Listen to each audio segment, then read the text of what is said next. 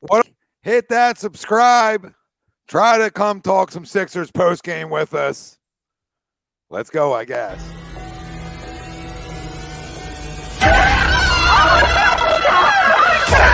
Let's go.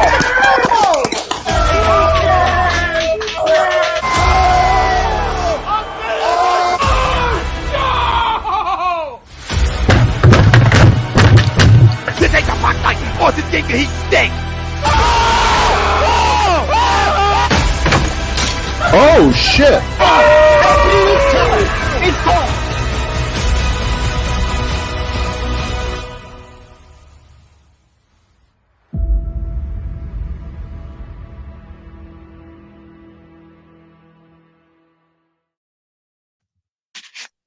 Right here. You're listening to A2D Radio, real sports talk radio for the fans, by the fans, no agenda. These guys are the best in the business. Hashtag it. No notes.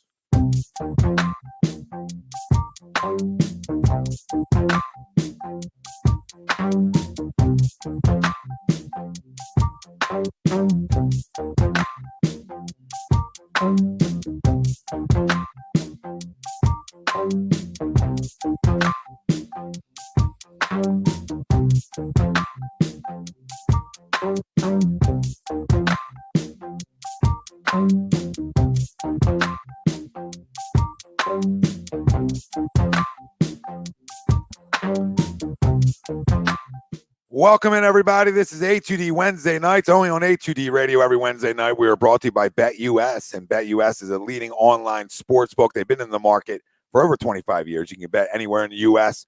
on everything. Hopefully, not betting the Sixers.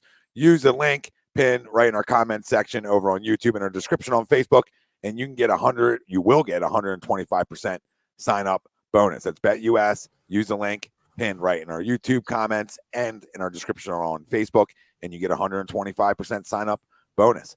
Nate Moss down below, Noah Eaton in the dark, Ralph Del Vecchio, Ryan Brodo. I'm Tom Arnone. Everybody out there, welcome in. We'll circle the NBA if it matters. Our expectations for Joel Embiid's return. We'll give you Sixers post game. The rest of live reactions to 2 minutes, which is just a slow death, right? Just a slow, painful death to get through the past the last 2 minutes. This team can get it to 11. They've got it to like 6 at one point. You know, they're able to get it so close. But when you're without the best player in basketball, you're not going to win games like this on the road unless you shoot the lights out from three, right? We all watch enough basketball, and 17% in game one, and they were 23% a little while ago. I don't know what they're now. They might be a little bit higher than that, but not good enough. You're not going to win games on the road when you shoot bad from three, right? Especially without your best player. I mean, you need something. So if you don't have your best player, then you better stroke from three. If you have your best player, you can get away with some of that. And Miami, another three, because they don't stop missing, right? I mean, they haven't stopped missing all game. We'll tie Joel Embiid into our poll question, which is brought to you by Manscaped, and you can get 20% off and free shipping with the code A2D at manscaped.com. Unlock your confidence and always use the right tools for the job with Manscaped. It's time to throw out your old hygiene habits and upgrade your life. Get 20% off and free shipping with our code A2D at manscaped.com. I hate my life right now.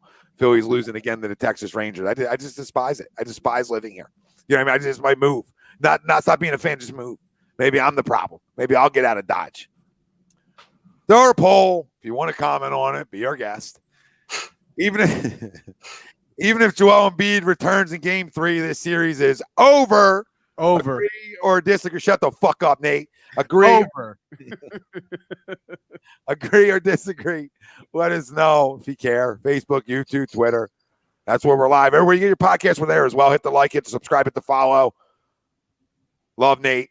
I haven't seen him in a minute. Yeah, what's up, bro? What's up? So it's fucking ugly out here, man. It is ugly, and it's insane to me. I see you talking on Twitter, and I'm following right behind, and I'm doing my own thing, talking shit too. The fans, like these some of our fans just don't get it, and it's hard to keep explaining, and then you get into little back and forths, and then it's you can't win if you don't have your best player. We're asking for Harden to do something he hasn't done in years. This is not that Harden. He gives you 20 and 10 every night. What more do you want from him? Right? He's a point guard now. He is not the scorer who can give you 40 or light it up for almost 50 a night. He's just not that guy. You can see he has no lift. He doesn't have that much explosion. He can catch people off a little bit with his dribble, right? If he has a good matchup, and that's why you see them switching so much to give him that matchup so he can drive and kick out. But if you kick out the corner, you got guys going 1 for 7 from 3. Like this is obvious. Open up your eyes. Shit, I took my glasses off. I can see, right? I can see this shit. They're just it's over. It is completely over. This series is done. It's over. They might get swept. Even if Embiid comes back, they still might get swept because he's not 100%. He's got one eye and 9 fingers, right? Make that 8 fingers and 1 thumb, right? That's what you're playing with. So it's a wrap. It is a wrap. If you didn't watch Money Pot, you should have watched Money Pot and put the goddamn bet on the Miami Heat, like I said 2 weeks ago. They're gonna win the whole goddamn thing. Watch. Yeah, I don't know about them winning the whole thing. I don't Shut the fuck up, Tom. They're winning. Well, you just went on a crown party now. You just talked about how they're not without their best player, and then we're crowning Miami. I wasn't crowning Miami without Joe, but there's ways you have to go down places and beat people, or up places wherever you're going. Is you have to be able to outshoot people, right? It's not the series with Joe. How many games? What with Joe? With Joe, Sixers win this in 6 or 7. Right, exactly. 6 or 7. It's going 6 or 7. More likely, maybe 7, right? Is my thought. Because to me, for you to go 4-2, you have to win 2, maybe 3 in a row, possibly, right? And I'm not sure if they're good enough to beat Miami that many times in a row. Well, that's the caveat. I mean, can you get it? Can you get it back to 2-2? I think there's a realistic possibility of that if he plays and if he just stays 85%. Game 4 at best, he comes back. He's not coming back for game 3. Hypothetically, he comes back game 3. Right? If Joel Embiid comes back game 3, they have an opportunity. I mean, it starts with game 3, but you have an opportunity to maybe even this series up, even if he's at 85%. The Miami Heat didn't show me anything that I didn't know about them. They didn't you know what I mean? They're a very good basketball team. I don't want to take anything away from them. Okay, but we're without 30 points. Not without 20, not without 15. We're without 30. We're without the MVP of the league. That's not an excuse. All right, him getting hurt again is his typical us. But if Joel Embiid returns in game 3, even if Joel Embiid returns in game 3, this series is over. I disagree that if he returns, it's over. Because that's I have to see. Right? I don't know what he's at. None of us know where he's at, right, physically. We assume if he's going to play, he's at least above 80% in some fashion.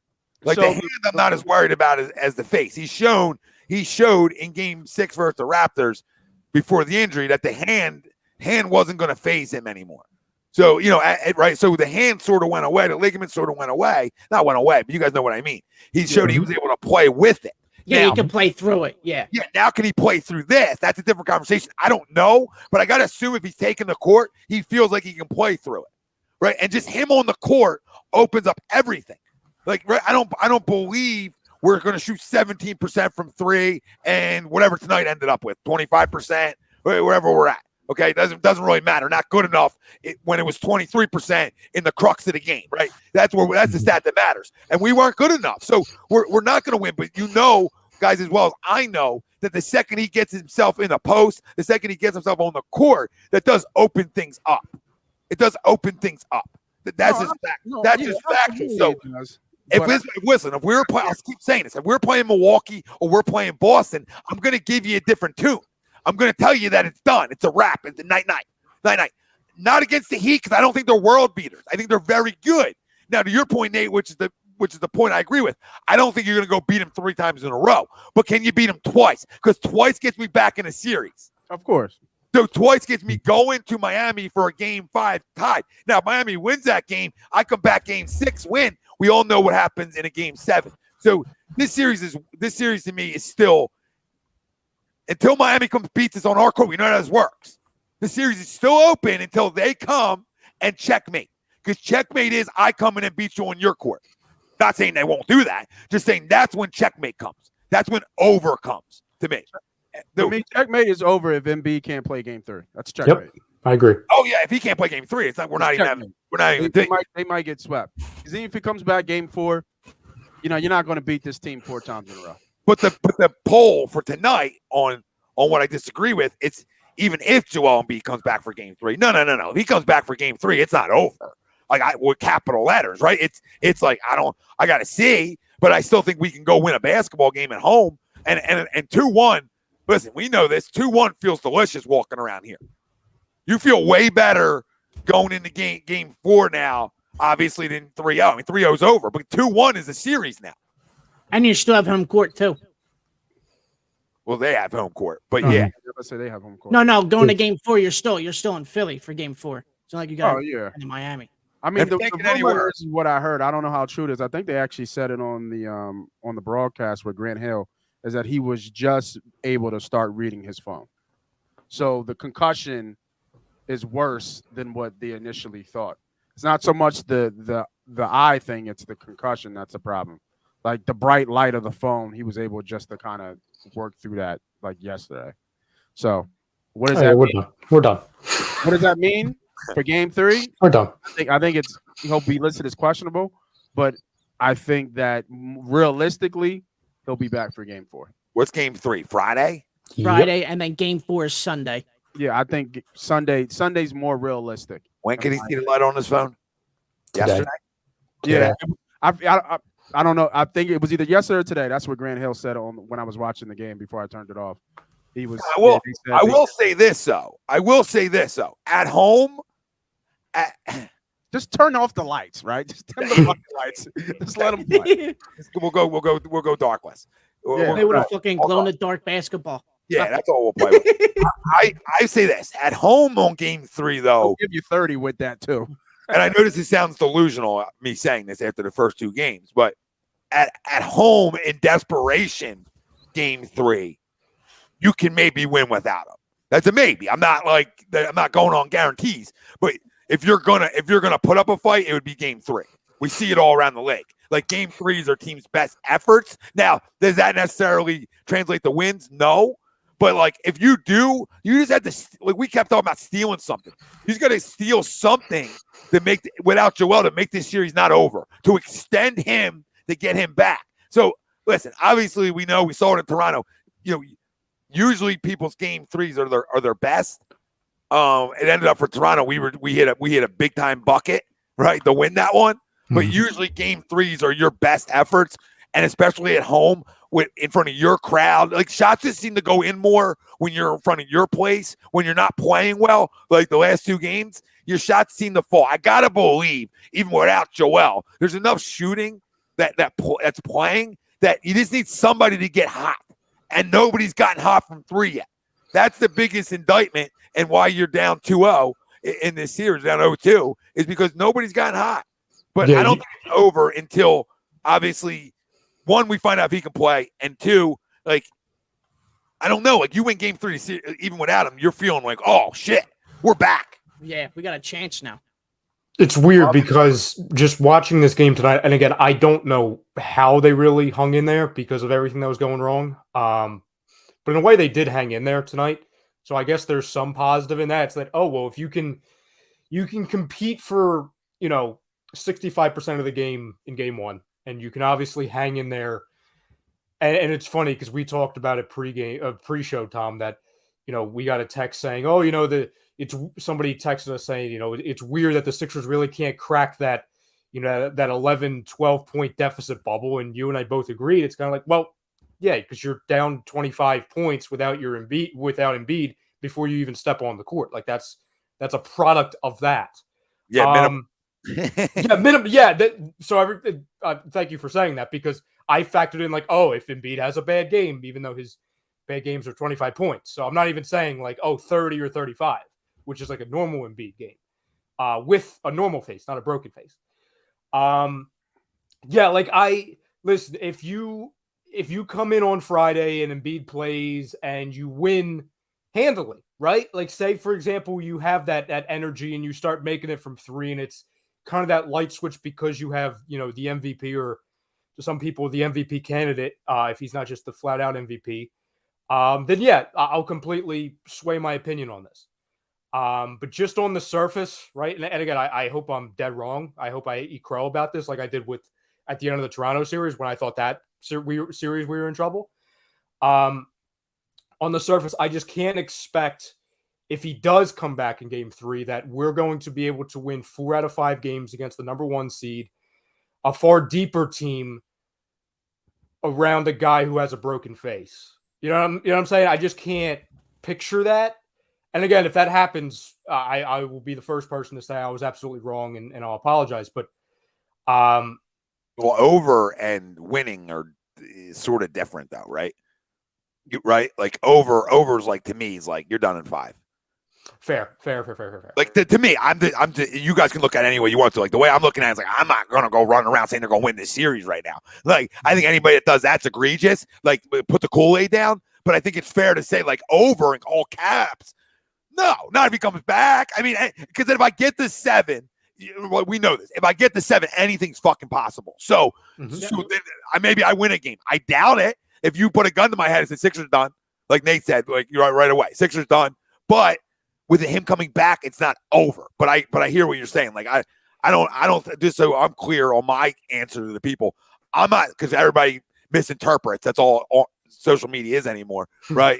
Even when you speak, it doesn't matter. But to me, it's like it's not over. But I don't think they're going to win this series anymore.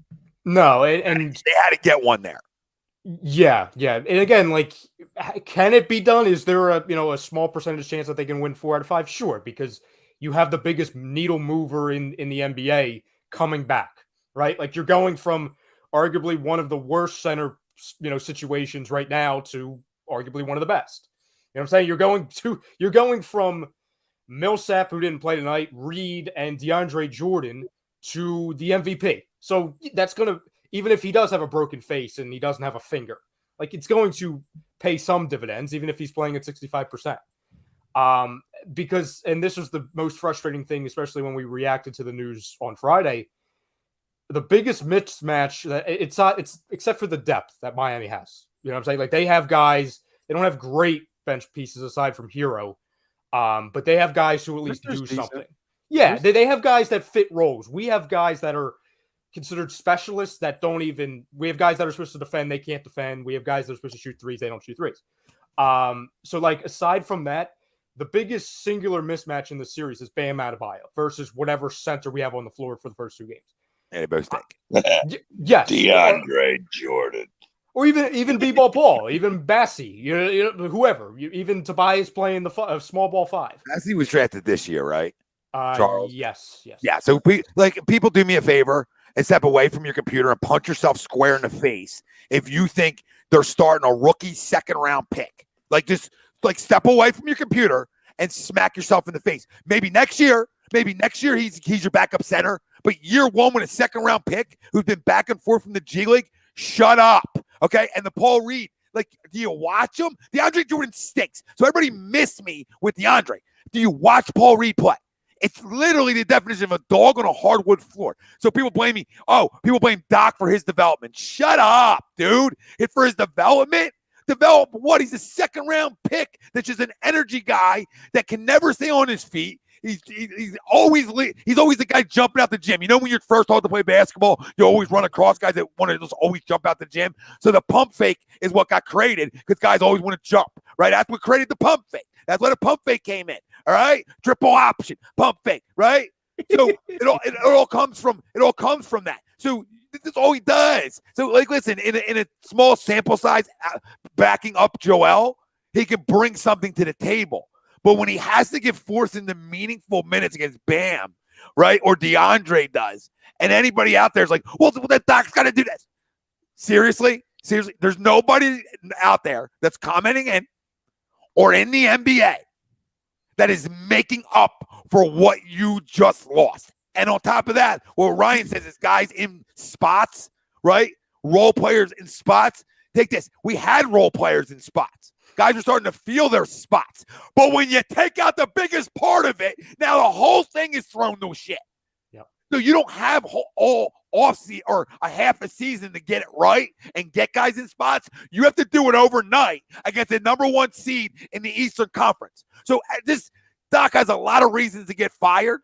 All right, so I don't care about that. But miss me with the Doc blame in this series. Miss me. Catch me in Game 6 while Joel Embiid's on the court up 29 with 4 minutes to go. I'm right here waiting. I would have fired him after the orbital. Boom. You don't even get to this series, honey. Right? But he's here.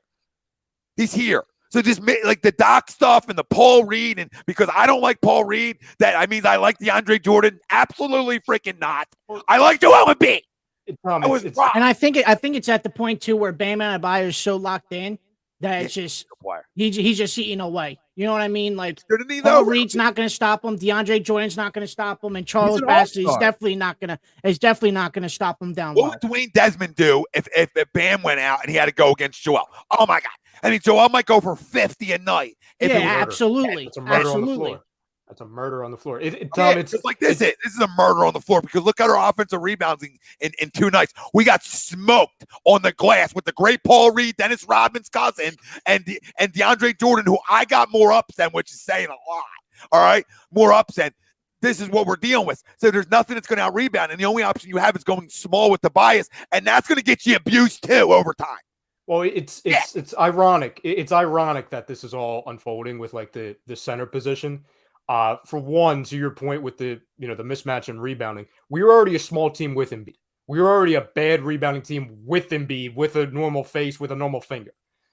Now you remove that, it's a weakness that's even weaker, if that's even possible. The B-ball Paul thing, like the trials and tribulations of the B-ball Paul thing, it's ironic that we've gotten to it because I actually went back a couple days ago. You and I had a discussion about him because like people were asking. Like, oh, we should play B-ball Paul in like friggin', I think it was like January, which I don't understand why you would do that. But we were saying back then, before obviously we are in this situation, we were saying exactly what he is. He's a guy that has a little bit of talent. He doesn't know how to play basketball. He's a dog chasing cars. When you get the ball, you don't know what to do with it.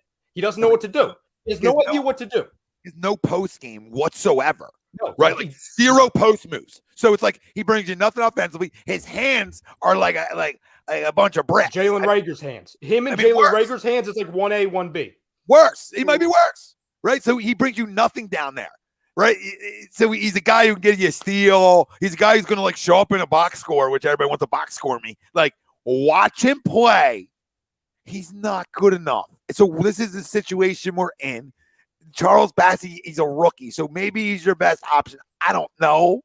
But, I mean, come on, people. So everything's thrown out of whack. So for anybody to come in and chat and be like, well, this guy sucks. Like, outside of, like, guys that we know just aren't good. Like, this, I don't need to hear, like, this guy sucks, this guy sucks, this guy sucks. What got answered tonight, and then, no, and Ralphie, please, like, go to the poll. But what got answered tonight is nobody in the country is maxing James Harden.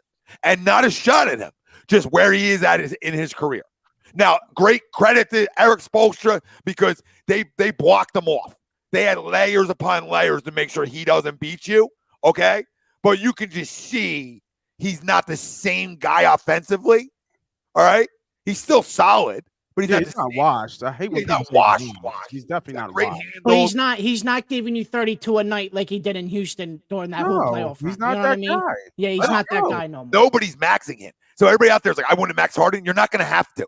You're going to have to pay him $20 million a year, and I sign up for paying that guy $20-25 million a year because he can play. It's not about him being able to play. He gets thrown for out of loop too because this whole offense ran around one guy. You had no time to change it, people. No time to put a cape on. He's not going to put on a cape.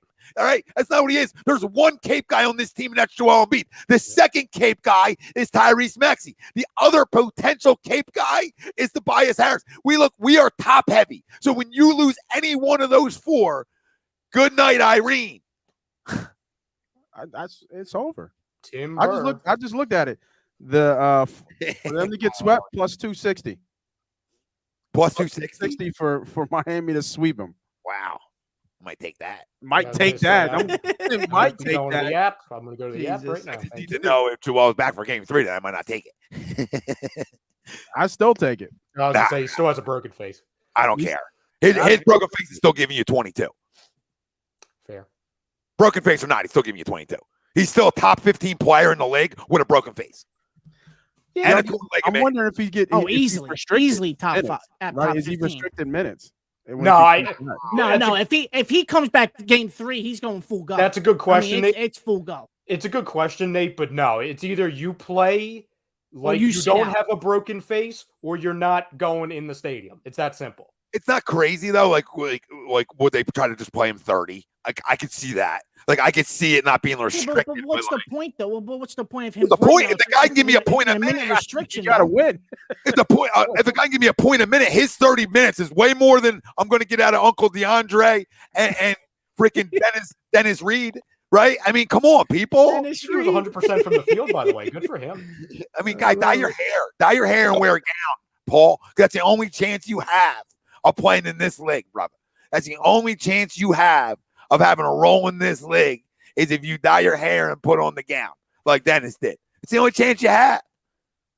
That dude's got to be a prolific rebounder to stay around in this league. I'm serious. Like he has to be a prolific rebounder to stick around. That's like his off-season workout is fun. Is figuring out how to be a dominant rebounder because that's his role. Like you know what I mean? Mm-hmm. That's his role. That's how you stick around for a while. Credit, not like the kids had a chance to develop that role because in the G League he looks good because it's all run and gun. It's like an all-star game. You know what I mean? So like people are like, look at that 30 points a game in the G League, Tom. I said, listen, I'm running into 15. Moriel Shayak had 48 points in a G League game. Moriel Shayak. Who's that? Who? Exactly. Yep. Yeah, hey, Kyle Elliott, thanks for checking in. Here's a good poll question. Who's getting fired first, Joe Girardi or Doc Rivers? Yes. Doc. Sorry, Joe. Joe would be. Joe could go like yesterday. I'm fine with it. I'm over the book. I'm over Joe. You can bring back Pete McCannon, and I won't necessarily. How about this? No, not him. Castellanos at the plate, 3 for 4. Zach Wheeler, 7 2/3, a shutout ball. And our lineup can only muster 1 fucking run. No, we don't hit for contact. We're not. It sucks. We're home run or bust. My Lord. Jesus. No to the poll. Do you agree or disagree? I know what you're going to ask me. What is it? So I'll bring it back up for you. What was it, boy? Who's on first, Tom? Who's on first? Nobody. You don't. Nobody. Yeah, strike out. They just struck out. He didn't get the first. Yeah. We stink. Yeah, my T-ball kids can hit better than our Phillies right now. Can't even play center. Speaking of that, Little League is a different beast. Oh man, I didn't know it was real in Little League with my son. It's fucking real. These dads be going at it. I just be sitting there, oh, this is how we getting it in? This is how we getting it in? We had an ump that was a ump. He was like a 13-year-old kid, and the kids and the coaches were yelling at him. Woo. Yeah. Do that to a kid, man, calling strikes and stuff. It was crazy. I have a little feel for life. A lot of people, right? Don't. Just have a little bit. I've been yelled at a few times behind the plate. Make sure I just admit to people like I just can't see tonight. Damn Nats. It's real out in Little League. They don't play. I like it. Yeah, wait till you travel ball. No, I just fucking turn around and tell the coach, shut the fuck up. I'm calling it chalk to chalk. Swing the bats. There you go. So what you think, Noah? Series over? If Embiid comes back, we got a prayer, but it's over. He's got to play game 3 or it's lights out. There you go. Plus 260. Greg, put your money in. Plus 260 for the sweep. I'm calling it. Greg is that Little League dad that your team gets blown out 23-2. He's like, my son was 3 for 3. I mean, he was cooking. Jimmy, you were smoking tonight, Jimmy. I mean, you can't control your pitcher getting shot all over the ballpark. We lost by 9, but those 3 singles, they were real good. Yeah. Bombs. Greg is that bad. 4 hours in the field, but we don't get paid to field. Yeah. Oh man. All right. What's the damn poll question? Oh my You God. just answered it. just You just asked answered the poll. You're Is it good. true, Mike? You're good. I walked you in there because I knew you were coming back. Walked right there. How did he forget it so quick? How did he forget it? No, like he's like a 50-50 because he's been like, he sort of agree but disagree at the same time, Noah, to the poll. And if you're just joining us, the poll is even if Joel Embiid returns in game 3, this series is over, agree or disagree. So Noah sort of like disagrees but then agrees. He's where I know. I'm like Frank. I guess I'm the honorary fence sitter. What the fuck? No, tell you what. Fuck it. Embiid's coming back, and we're still losing in fucking 7 games. All right. Oh my gosh. Oh shit! It's No, it's not over. So you disagree. It's not over. If you We're losing in 7. What's Joe the Joe's coming over-under back on and they're my losing answer at in 7. the poll?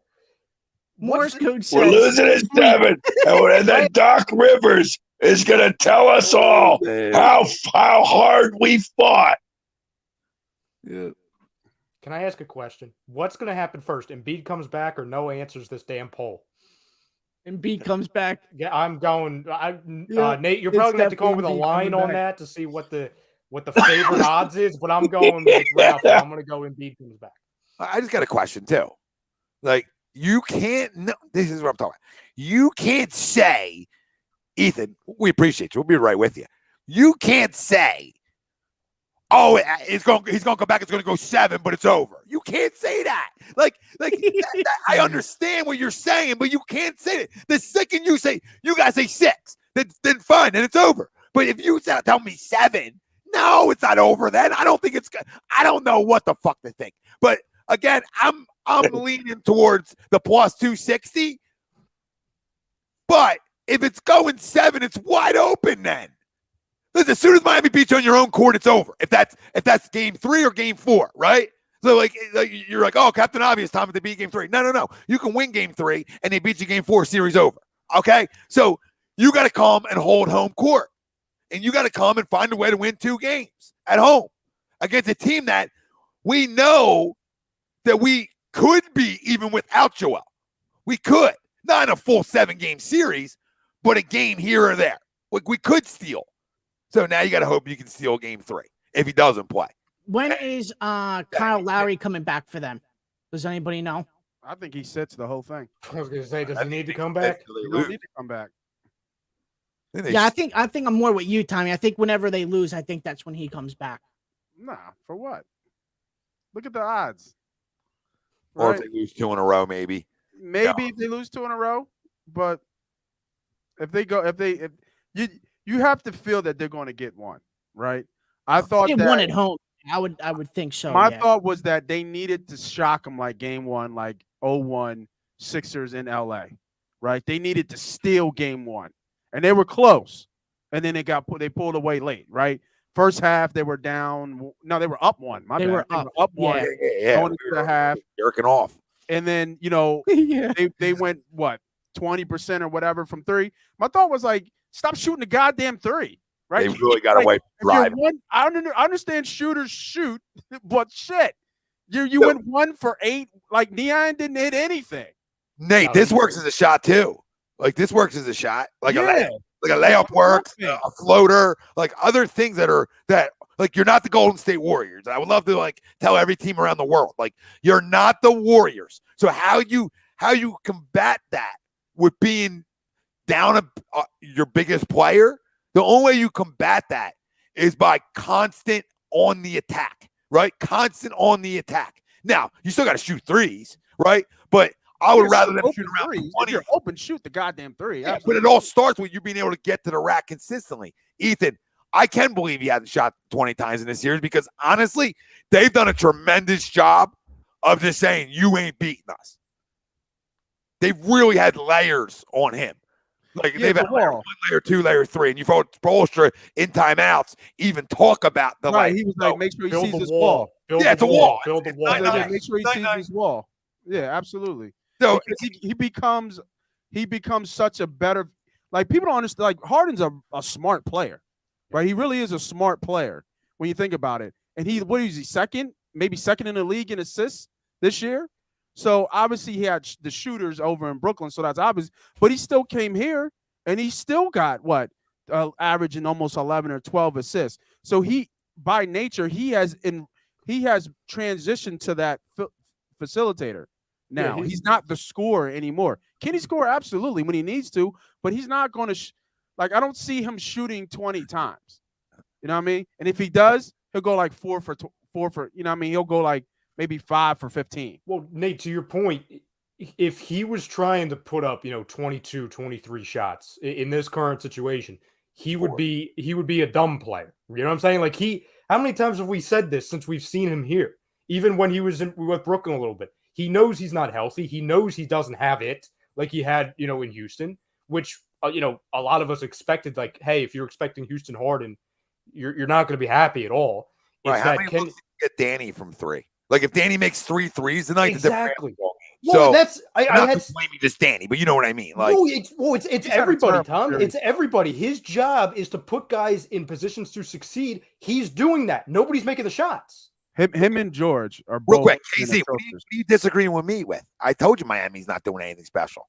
I'm the king on like Miami being like the 3rd team. Like Boston and Milwaukee, in my opinion, are better than Miami. So like I've been on that train. I even said like, hey, I think we can steal a game, right? And we had a chance to, and we didn't do it. But Sweeps comments in, unfortunately, series over. Supporting cast not good enough.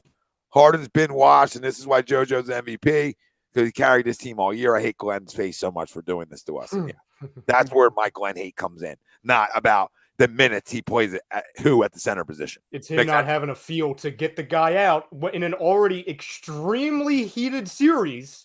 Like, save him from himself. Get him out. Get him out. Niang and Green in the 2 games are combined 5 for 24 from 3.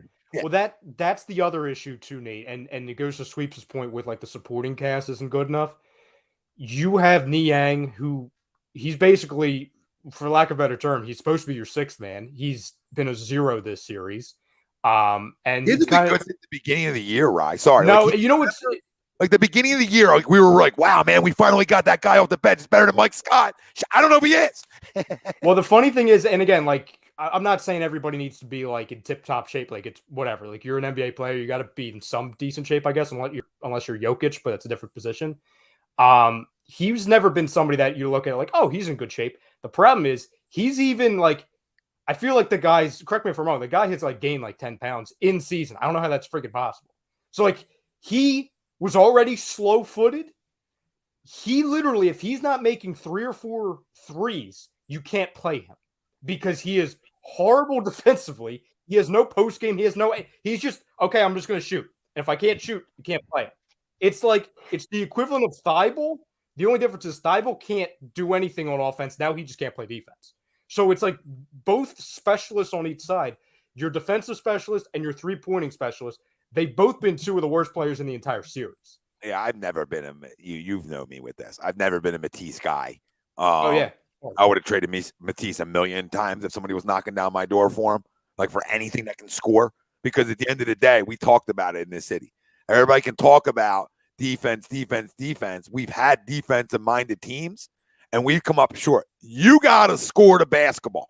You got to have shooters. You got to be able to space, and you got to simply outscore people. Doesn't mean you don't need stop, but then you see the other side of Joel's impact, right? We're not a great defensive team, but we're a horrific defensive team without Joel Embiid. Horrific, because now the paint is wide open. Like nobody is scared of Paul Reed driving the lane.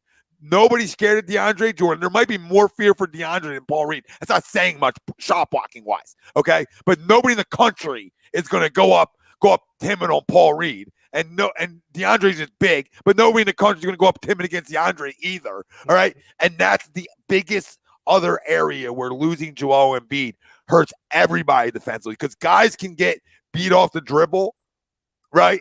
And Joel's in the paint, okay, and it creates a bad shot. It creates a bad look, right?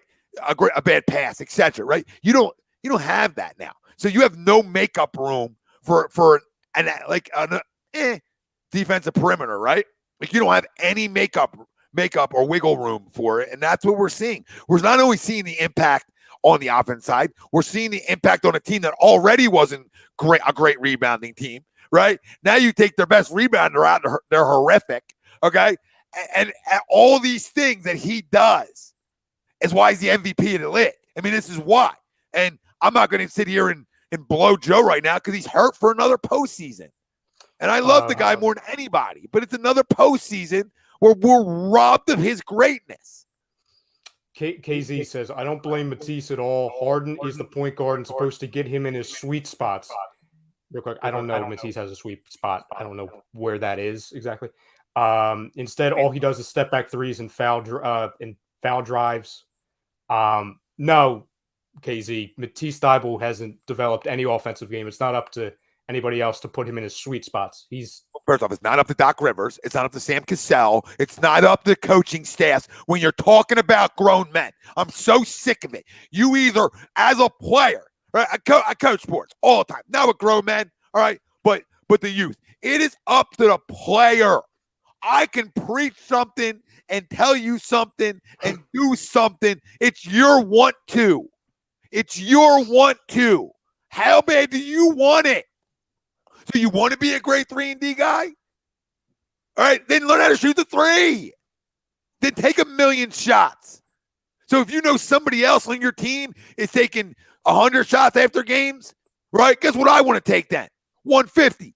Right? Come on, you got to not only keep up with the Joneses, when you struggle at something, you almost got to quadruple what other people do to make up for it. Like for instance, right? My right hand in basketball was my strong hand growing up, right? Because I worked so much on my left because I was told to. My left is my better hand.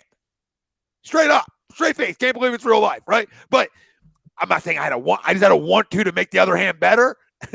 And I made it where the right hand stinks. So my point is you got to want to change something and get better or something. This goes all back to the Benjamin talk, right? You got to want to be different. It ain't up to me to get you in the gym afterwards. Like you run into guys like Tyrese Maxey. So should we give credit to Doc for Tyrese Maxey and Sam Cassell? No, that kid has a want to. Did you give credit to Brett Brown for Joel Embiid turning into the player he was? No, he wanted to get better. Come on, man. This is easy. You played at a high level. This is easy. How bad do you freaking want it dictates if you get better. I'm so sick and tired of like, coaching gets you better. Shut up. Shut up. Frank Arner says Embiid was so damn stupid not protecting himself in a 30-point game gliding around. Once again, he let his team down. Tummy ache 2017, meniscus tear doesn't want. Stop that bullshit, man. Like I heard people like argue about this shit. Like, yo, the other team had their starters in. I was with Doc. It's an old school mentality, right? It's an old school mentality. If you're gonna leave your dogs in, and I'm gonna leave my dogs in too, right? Okay. I don't care if you were up 30 or not. You know what I mean? If you're gonna play your starters, I'm gonna play my starters too. And if you would have took your starters out, guess what? Embiid would have got out. You didn't want to give up. So if you didn't want to give up, I was gonna beat you down until you gave the fuck up. I was with Doc on that one. Okay, I'm not going to argue with that take because you can't play scared either, and you don't like. He's obviously not expecting him to get hurt. I understand the nature of the series. You know, look, Monday morning quarterback's the easy thing, right? Well, how'd you have him in, right? I didn't even realize he was in at that point in time. Like I didn't even know he got hit in the face till it came up on my alerts, and then I saw the video. Like I didn't see that video live. Like I didn't see that play live. I must have missed it. So I had no idea he was even in up that much, right? So to me, it's like the no harm, no foul. That's exactly what that is, right, guys? Like if he doesn't get hurt, nobody says a word. He gets hurt, you should get fired on the spot. But I hear the old school side of it, like, hey, you know what? You go put your foot on somebody's throat, and and you put them out of their misery. Yeah, absolutely. I get it. Absolutely. Playoff time though, like you already did. You already did for three quarters and change. So get them out. Get them out. Like you're never going to play scared, but that's not playing scared. That's actually just coaching smart at that point because you already put your foot on their throat. You're not up 14. You're up 30. You're up 30. You already did your damage. It's night. Good night. Grow up, Peter Pan. If you think you got a chance, it's over. Get them out. And that's not me Monday morning quarterbacking it. That's knowing Joel Embiid, and that's knowing how my team is top heavy, and I'm going to protect my generational talent at all costs when the game allows me to. When it allows me to. I think we can all agree, though, we don't put that on Embiid at all. Like, to say, like, oh, he was playing dumb and he's got to be smarter. That's the dumbest comment of 2022, and that's actually hard to do. Like, if a guy's out there, he's going to play. He's going to play. Protect yourself. Protect yourself from why? What do you? He didn't run into an elbow. He didn't run into the elbow. He didn't say, Pascal, elbow me in the friggin' face. But he's got to be on the bench there. And I understand what Nate's saying. Every other one of those guys can be in the game. Like, Maxey can be playing. Harden can be on the court. Tobias can play. Joel Embiid, absolutely not. Absolutely not. Hey, what are you doing, Doc? What are you doing? Up 30. My superstar's got to be on the bench. I'm sorry, boys. It just has to happen that way. And I keep seeing the argument out there. Oh, well, guys, they've blown leads before. If Doc Rivers, again, because he's the one deciding who's on the floor at what time, right? If he is worried about 5, 6, 7, however minutes were left in the game, if he's worried about blowing a lead to that extent, 25, 26, 27, whatever it was, because Embiid's off the floor for 5 minutes, then you shouldn't be in the playoffs, period, if you're worried about that. Yeah, and I agree with Nate. I don't think he was worried about that. Yeah, I don't think he was worried about that. It's just the old school mentality. Like we just want to finish it off, but you're not. Yeah. Put it this way, that's the closing game of this series, right? Like, this is where I get in the mind of him. Like, that's a closing game of this series. You already did what you came to do. You don't have another one. Like, if that was game, right? If that was series was tied, right? Makes sense, right? Or it's not the closeout game, then I get you. Like, let them know that we're going to be here the whole time. But the series is over now. It's over. You already made your statement. That's when they always say your dick gets in the way of your brain sometimes. You know what I mean? Jesse, see, I think people are getting a little too out of hand. He's saying Embiid should play 60 regular season games too. It's not worth having him play 38 minutes all year. Him playing all these minutes, he was arguably the healthiest he's been in his career in a full season sample size. He stayed healthy. Like a random finger injury that got worse because he was playing on it. How if he injured it in February, if he injured it in game 2, whenever he did, and an elbow in the face, that doesn't automatically tell me, hey, he should play less games.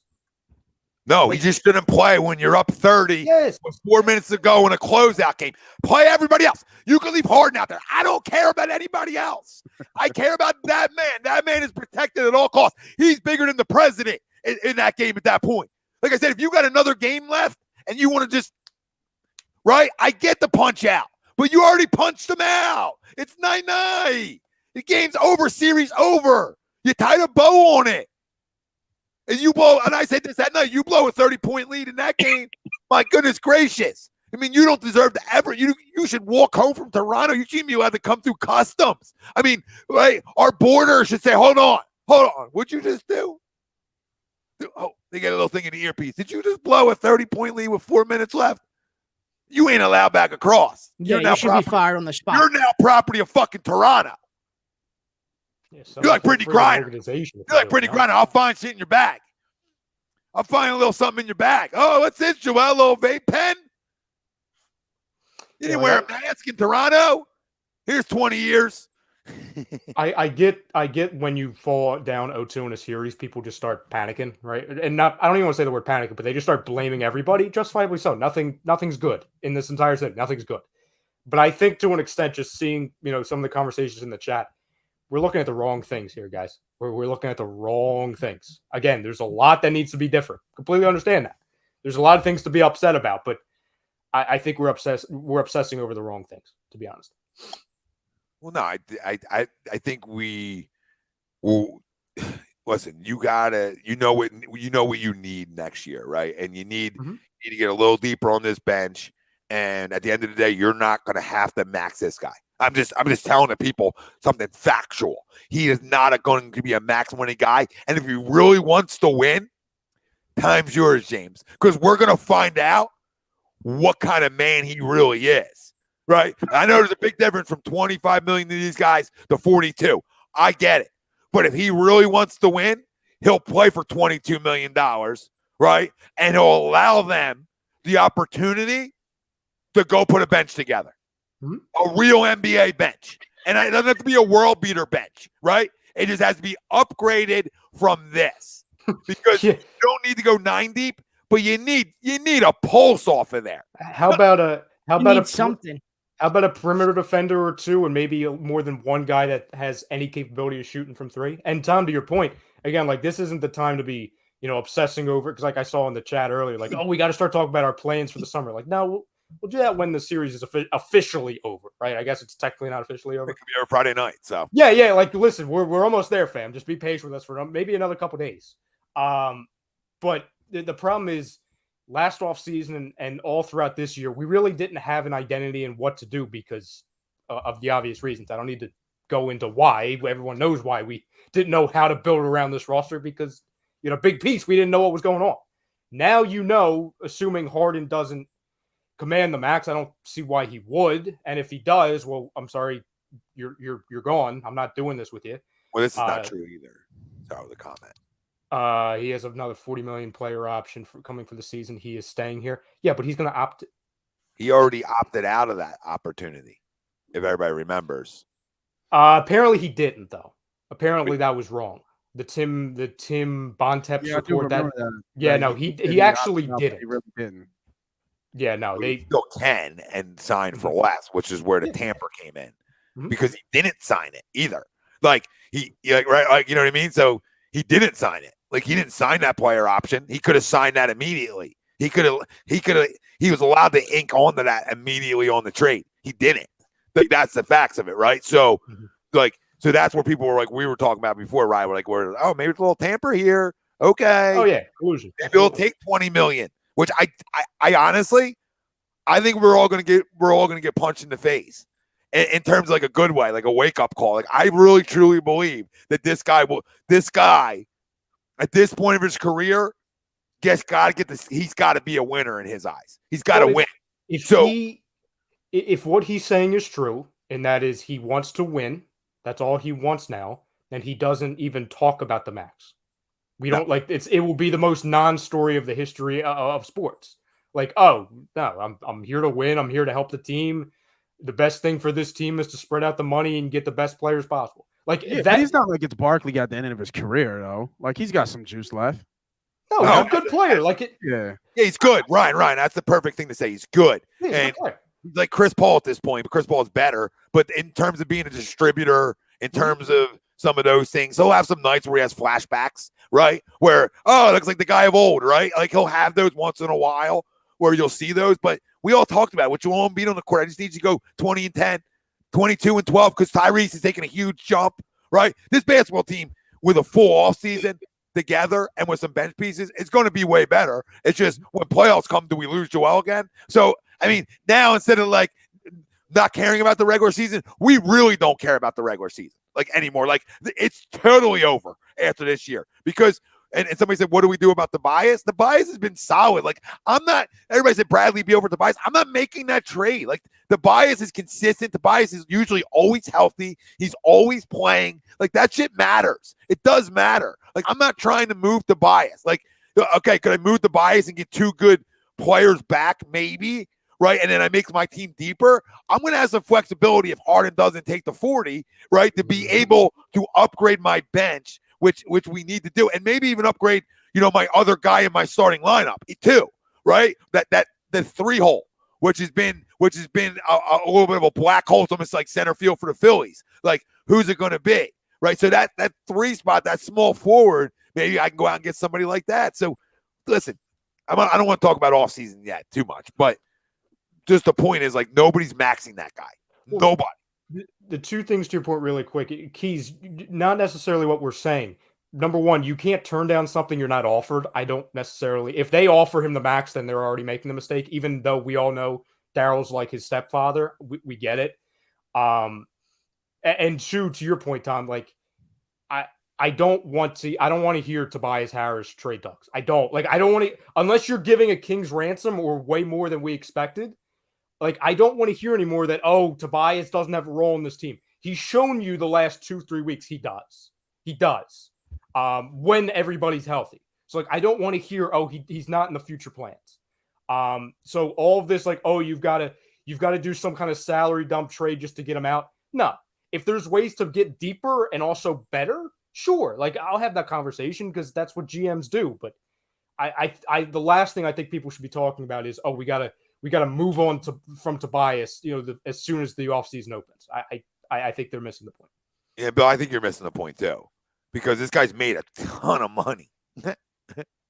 Like, I'm not here to tell you that. Look at players around the league, dude.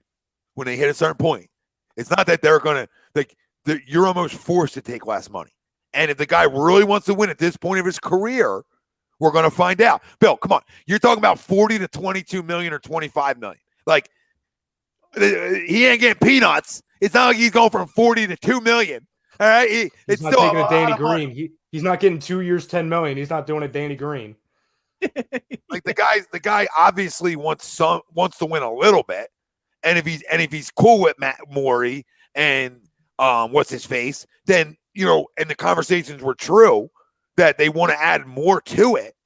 That's just common sense. Like, what NBA player that at this point of his career doesn't want to win, right? We've seen LeBron take less to try to win. Didn't work out for him, right, Ralphie? Right, It did 1 year, but like, we've seen LeBron do it. Like, these guys got a lot of endorsements too.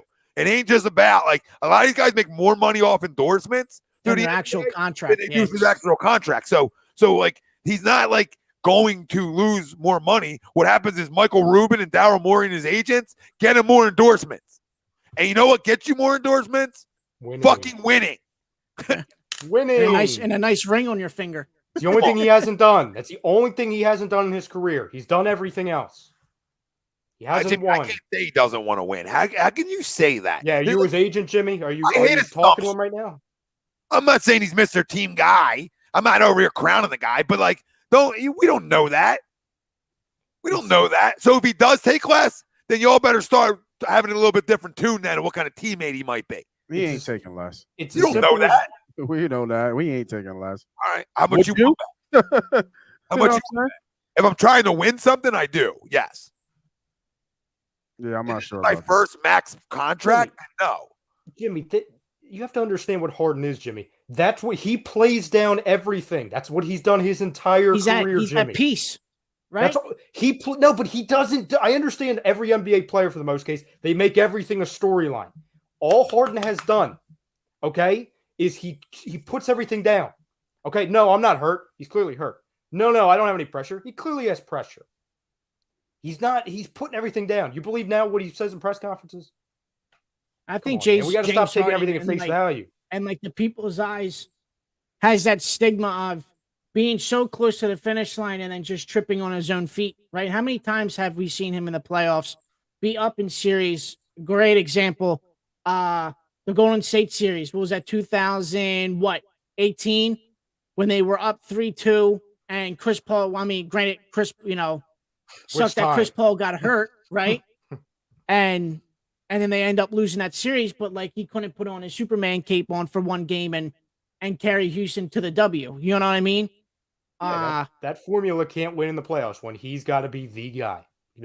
So I just kind of it leaves a sour taste in people's mouths with that. I guess with James Harden.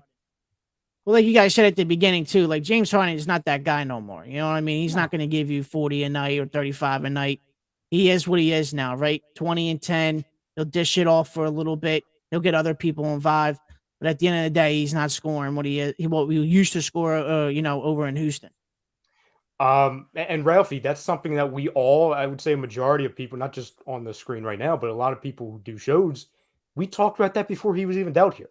We put out like a prerequisite, like, don't expect Houston Harden. That's not what he is. It's not what he is. And even when he was with Brooklyn in his first year after he was with Houston, his numbers dipped a little bit. Guy, granted, I mean, he led the league in assists though, but he was also playing with two great players in Kyrie Irving and Kevin Durant, so you could understand why it was leading the league in assists. At I think it was like 10.9, almost even 11 a game. But his game is definitely not how it used to be 4 years ago. Definitely not. It's not the same no more. His true value is, to Nate's point, being somebody who's a high IQ guy out on the floor, somebody who, for the first time in recent Sixers history, a point guard who actually knows how to play point guard. That's his value. A scoring option, the best situation is probably he's the third option. I know that's foreign because Harden needed to be like the one option in Houston, and then, a far second, whether that was Westbrook or Chris Paul when he was healthy, but that's who the guy is. That's who the guy is. He's never going to be that guy ever again. Can I say something, Rye? Please. To Jimmy. And this is moving forward because I think we've seen this. Is that Robin to Batman is Tyrese Maxey. So like we've seen the glimpses of it. He's only going to get better. Okay. He's only showed us that over 1 year too, which he should be the most improved player, but I digress. Okay. But he's shown us that over 1 year, how much he's gotten better. And the sky's the limit for him. Okay. It truly is. So Harden knows that. Like, Harden's not an idiot. Why do you think he always tries to sit next to him? Why do you think he always tries to talk to him? Like, he's trying to teach him more of the game on how he sees it. Like, he's honestly, as much as I've been critical of him in the past, okay? I really have. The guy really is a good teammate. He's just not the same scorer he was, especially when you don't have the big fella out there. So now all eyes are on him. Again, Tom, just say it slowly. Please, say it slowly. One more time. He's still a really good basketball player. But he's not the same scorer he was, especially when you take the big man away. Hold on. Can you say it one more? Just slower. People don't slow it down. He's still a very good basketball player. There we go. He's never going to be a Robin anymore, but it doesn't mean he can't be an integral part of you trying to win a championship. The guy can flat out dish the rock. He can. Now, it doesn't look like that when you're missing the greatness of Joel, but no team, like, man, shit, dude. If you took young, like, I mean, look at young Kobe, right? If you took, like, I'm not comparing Tyrese Maxey to young Kobe. I'm just making a point. Like, if you took Shaq off that team, they ain't winning shit. And young Kobe at 19 was a pimp. Watch Hal, though. Like, I know Sweep says it too, and Ryan's heard me tell him I think he stinks sometimes. Like, stinks. Oh, like, he does. stinks. He does. He does sometimes. Okay. Yes, he does. But he's still a really good. He's still a really good distributor. I'm not maxing him. So, like, in terms of, like, Wash, like, come on, man. Like, Wash is like, I can't play at all. Like, Wash is, I don't have a skill set that still works in this league. Like, he's got an old-man game. He always has. And if you can get him, it's not like the Ben thing because he can still score. All right. And he's still feared to be able to shoot it enough. So, like, I'm not ready to say washed. Like, Wash is a hard. Is this doing this again? He's far from washed. Yeah, washed is Danny Green and DeAndre Jordan. That's washed. Yeah, DeAndre Jordan is washed. Yeah, but he's definitely far from washed. Like like Kez says, 20 and 10 facilitator all day who can give you maybe close to 30 at times. You know what I mean? Mm-hmm. Well, I'll take that. I'll take that all day. And like you said, he's an old man game, so that old man game is going to keep translating. He's not banging in the middle anymore, dunking on people and any of that. It's not happening, right? Step back three all day. Yeah, you're in trouble when Danny Green has to take 10 shots. Like, that ain't built for that no more. He ain't built for that. I do want to put this. I do want to recognize this one comment because it's very. Where the hell did it go? Where the hell did it go? Who's saying like, it was saying like Noah right now is what Matisse Thybulle is on offense. Yeah, they're twins. But this is what Matisse Thybulle is on the court. Like, maybe you could have got the extra shot, bud. You know what I mean? Maybe it would have woke you up. You know what I mean? Got a little something. Get the juice. I think Sweep said earlier, we wish the protocols were in effect down in friggin' Miami. That way he wasn't on the court in Miami. Yeah, I mean, he's not on the court. I mean, he's almost worse than Paul Reed. Oh yeah, he stinks. I'm telling you, he like, you know how we talk about how like Maxey's like the anti-Ben? Matisse Thybulle was the anti-Maxey. Like Maxey, in such a short amount of time, has improved in every facet of his game. Every facet. Every single one. With extreme weight on his shoulders at times at 21 years old. Matisse is asked to do a couple things on defense, a couple steals, maybe a block, and nothing on offense, and he can't even do that. That's the issue. Yes. That's where it's like, hey, you do not serve a purpose here. You don't. No. Philly sports fashion. As long as we don't sign Harden to max, I don't think we do. That's this. I know that's the side of it. Where is this at? See, Frank, this is where I disagree. Like you're saying, like how trash the Sixers are. Like they're missing the best player in the league. Like there ain't a team that's doing that, right? You take Giannis off of Milwaukee and you say, "Oh, go win the series versus Miami." Good luck. Good luck. You show you're not deep real quick. I'm mad that he said the Heat were trash. Why do we think the Heat are trash? I mean, they were only just the best team throughout the Eastern Conference, and they weren't even full strength for most of the season. So the Heat have everything you feel that they need, and I'm not trying to crown the Heat because I'm just backing up my bet, right? I'm just backing up my bet. But on the same time, they have everything you want and you look for in a championship team. Great coaching, good defense, a star player, bench, right? Shooting. That's the only thing they're missing. What'd you say? The only thing they're missing is a star. You don't think Butler's a star? Not anymore. I think he's again. I think he's really good. I think he's really good. Yeah. Well, who's a star? Like who's star? I mean, he can't shoot 22% from three and be a star to me. But he's not a 3-point shooter though. Well, he's never been that bad. He's been all right. He ain't the great. That's not his game. Well, he's bailed out there because of all the scoring they have. Yeah, right. Because they got different lineups they can run. They're almost like the Dodgers. I think Butler's the line. I think Butler's the line between, like, you know what I'm saying? Like, what is a star, what isn't a star? I think he is the line. I think he is a star, though, because he does have that capability to just put a team on his back when they are down. A star. Yeah, I superstar, no, but he's definitely a star. I just put him on that, like, that outside tier of so that's that. Come on, Jimmy. No, I don't know if DeMar DeRozan is a star. Like, I mean, come on. You know what stars are? I mean, DeMar's got bounced in the playoffs all the time too. So I mean, he's borderline. Like, right? Like, I agree with that. Like, there's like a line, and I might just have him right under the line. And if you guys have him right above the line, fine. You know what I mean? But it's like it's right there. It's not like I don't know if he's a guaranteed star. He's fucking extremely good. Do you consider? And again, some people would be like, "What kind of question is this?" Right now, do you consider James Harden a star? No. Okay. I thought I was getting a star, but no, I think he's he's good. He's good. Harden's the line. Butler's better than Harden, but I wouldn't say star. Like because like I don't know, he's not doing it. He's not going to do it by himself. Like, he did it in the bubble, but he's not going to do it now. At this point of his career is my point. Like, was there a point in time where Jimmy Butler made himself into a star? Yes. But at this point of his career, right, I don't know if he's a star, because if you take Herro off, are they winning? No. We talked about this 2 months ago. Tyler Herro is the biggest. He was the biggest asset, the biggest factor in this entire series. We said this months ago. We didn't even know if we were going to face them. We said about them coming into the year where we had them. Yes. Their whole thing was like, does Tyler Herro go back to bubble Herro, or is he the guy you saw last year who wasn't good and he went back to bubble Herro? Now, their biggest weakness that Don asked is Tyler Herro defensively. But without Joel, we're really not able to capitalize on that as much as we would like to on the perimeter.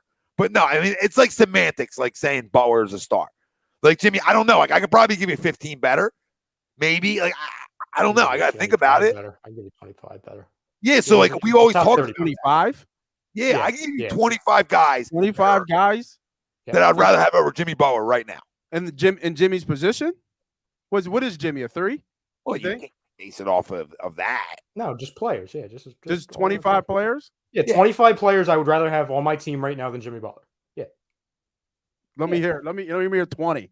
Okay, well, Steph, Clay. I mean, I can start right there. Joel. Okay. Let me keep track. Okay, Joel. We're just going to go Giannis. Okay. Let me keep going. Ja. 5. Yeah. Cool. Let me stay out west. Donovan Mitchell stinks, so no. Luka. Okay. 6. Easy. I think I see one Booker. Booker. Yeah, Booker was getting there. Booker. Yeah. I'm not going to go Chris Paul at this point in his career. Somebody said that. No, it's too late in his career. Tatum. Tatum, yes. Brown, 8. yes. 9. I'm questioning Brown, but I'll give you Brown. Okay, yeah. I mean, I feel that. I just go more to the age on why I'd rather have him. Where else are we at? Well, okay, so jumping around. Did you do everybody on the Grizzlies, Tom? Okay. Sorry, Joker. Yeah. Okay. We're at 9, right? Yep, 9. I already said Embiid. Trey, no. Yeah. Trey, no. No, Trey Young. Okay. No. I would have gave you Trey. Anybody on the Wolves? I'd rather have Edwards. No. Actually, no. I'm taking that back. Not yet. But you can take Towns. I'll give you Towns over. I don't want Towns. Really? No, I don't. Oh. Want I would take Edwards at this point of his career over Butler. Really? If you tell me I'm getting him for like the next 7 years, yes. Yeah, just because of the like, I'm not telling you he's better right this minute, Okay. right? Yeah. But like, if I'm looking ahead, That was Durant, 12. obviously. Durant, Kyrie, they're both better. 14. So how many you got? I got 11. Well, Durant, okay. Kyrie, we had them too. I mean, let me pull up a list here. Not a Kawhi. list. I'll give you Kawhi. Hurt. I can't even put him in. Tell I have it up right here. Like I'll just go team by team. Like in the West, you already did Suns, right? Yeah, Booker. Yeah, that's it. Grizzlies, you already did. That's Ja. Yeah. Warriors, did you do Steph, Clay, Draymond, Poole? I didn't do Draymond. I'm not going to do that. No, I understand. But Steph and Clay, I did. Yes. Okay. So we got 4. Mavericks, you did Luka. 5. Anybody on the Jazz? You said no. Nah, fuck the Jazz. Anybody else on the Nuggets besides Jokic? No. 6. Timberwolves. Give me Edwards. Edward. Yeah. Okay. Pelicans, Ingram. Yeah. I think Ingram. I would. McCollum. 8. No, I'm not going to do that. I won't do that. Clippers, Paul George. He's better. Yeah. I'd rather have Paul George healthy. Kawhi. No, he just never plays now. I can't do that. He's better. I'd rather have him, but I mean, you got to play a little bit. You're at 9. Anybody on the Spurs? DeJounte Murray? Anybody? No, I'm not going to do that. Anybody on the Lakers? Well, I mean, Ralphie's here, so I didn't know if we want to make it. No, I mean, if you put a gun to my head, give me LeBron over him. I'll give you Bron. What about the other one, though? I'm interested to see what No. The other one. Sacramento, Fox, Sabonis. No. Okay. Good players. But no, good players, right? Like, but yeah. Trailblazers, Dame. Yes. 11. Thunder, Shea, Gilgeous. Can't do that. No. Okay. That hurts me, but I understand. Gotta win some. Even though they stink, but you gotta win some games. The Rockets. I guess that's what Green. Yeah, I'm good. Porter. Yeah, no. Okay, so that's it for the West. How many in the West did we have so far? 11. You're not going to find 13 in the East. Okay. Tatum. Okay, Celtics. Okay, so that's the 2 for the Celtics. Anybody else on the Heat you would rather have? Well, no, let's not get to the Heat yet. We'll save that. Okay. Bucks. Giannis. Middleton. I might take Middleton over Butler. Yeah, I would. I'm done. You guys are. Or Drew. Or Drew. One of those two. I might. Yeah, I'm not going. I won't go Drew. I might go Middleton. You said Jaylen Brown, and I'm questioning Jaylen Brown first of all. Now you're going to say Middleton. Come on, give Jimmy some respect here. I'm giving him respect. I mean, he's top 25 player in my eyes. Anybody else on the Sixers besides Embiid? No. No. Might take Maxey over him. No. You have 2 guys to take right now for whatever 3-4 years. Who you taking?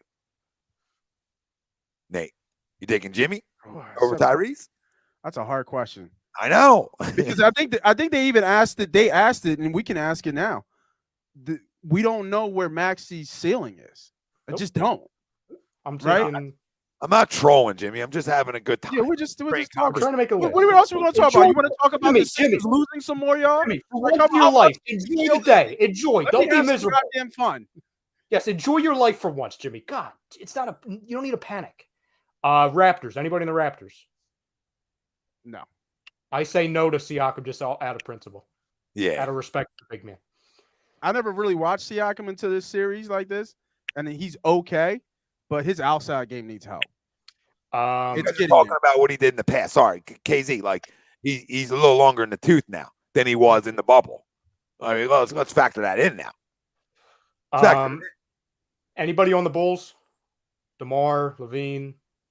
I would give you DeMar because DeMar to me he's underrated. Yeah, I mean DeMar's like going to end up being like top 5 MVP this year. Yeah, DeMar. Because he carried that team. I mean, he went silent against the Bucks, and a lot of people do, but for the most of the time, for 95% of the time, he carried that team. DeMar DeRozan's had his teams as 1 seeds almost his entire career. Just never could get it done in the postseason.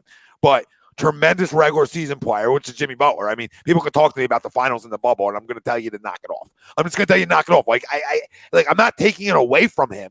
They're Eastern Conference champions, but what since? He barely played last year. This year he's been banged up on and off. Right? He's very good. Like you're allowed to be very, very good. He's very good, and he's in the perfect situation because there's a ton of scoring around him. Let's finish this list real quick. Brooklyn. Kyrie and Durant. Yeah, obviously too. Somebody in the chat says, "Are you taking Simmons over him, Tom?" No. Crazy. Is it crazy that Ben is actually getting surgery? I thought it was like a lot of it was bullshit. I've never seen a pretend surgery before. It'll be interesting. I'm surprised that he's actually getting back surgery. Like I need a live feed of that knife. I need proof and evidence. I need evidence. I need paperwork. I need everything. To see his ass in a brace. Yeah. Right? If this surgery is not live stream, it didn't happen. Nobody on the Hawks, correct, Tom? No. Cavaliers. You've got Mobley. You've got Jarrett. You've got Garland. Garland's pretty good. Negative. Garland's pretty good. It's pretty good. I can't. Garland's pretty good. Hornets. You got LaMelo. No. Not yet. No. Knicks. You got RJ Barrett, Julius Randle. Pass. Maybe some Evan Fournier action. No, sir. Wizards. Beal. When he's on the court, he's better than him. All right, put Beal in there just for argument's sake. I'll give you Beal. Being gracious here. Pacers. Halliburton, no. Yeah, not yet. Reggie Miller. Yeah, I know. Pistons. You got Cade, some Jeremy Grant, some Sadiq Bey.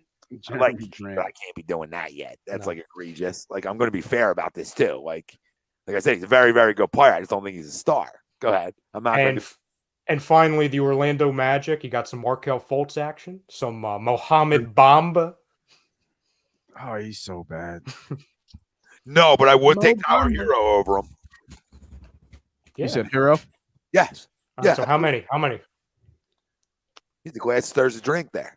I lost count, but I think you were around 22. That's what I'm saying. He might be 20 to 25. Like he's still a damn good basketball player. People in the chat like Tom's a hater. Like, what are you talking about? I'm being realistic. I'm not taking shots at the guy. He's still a top 20 to 25 basketball player in the league. That's really fucking good.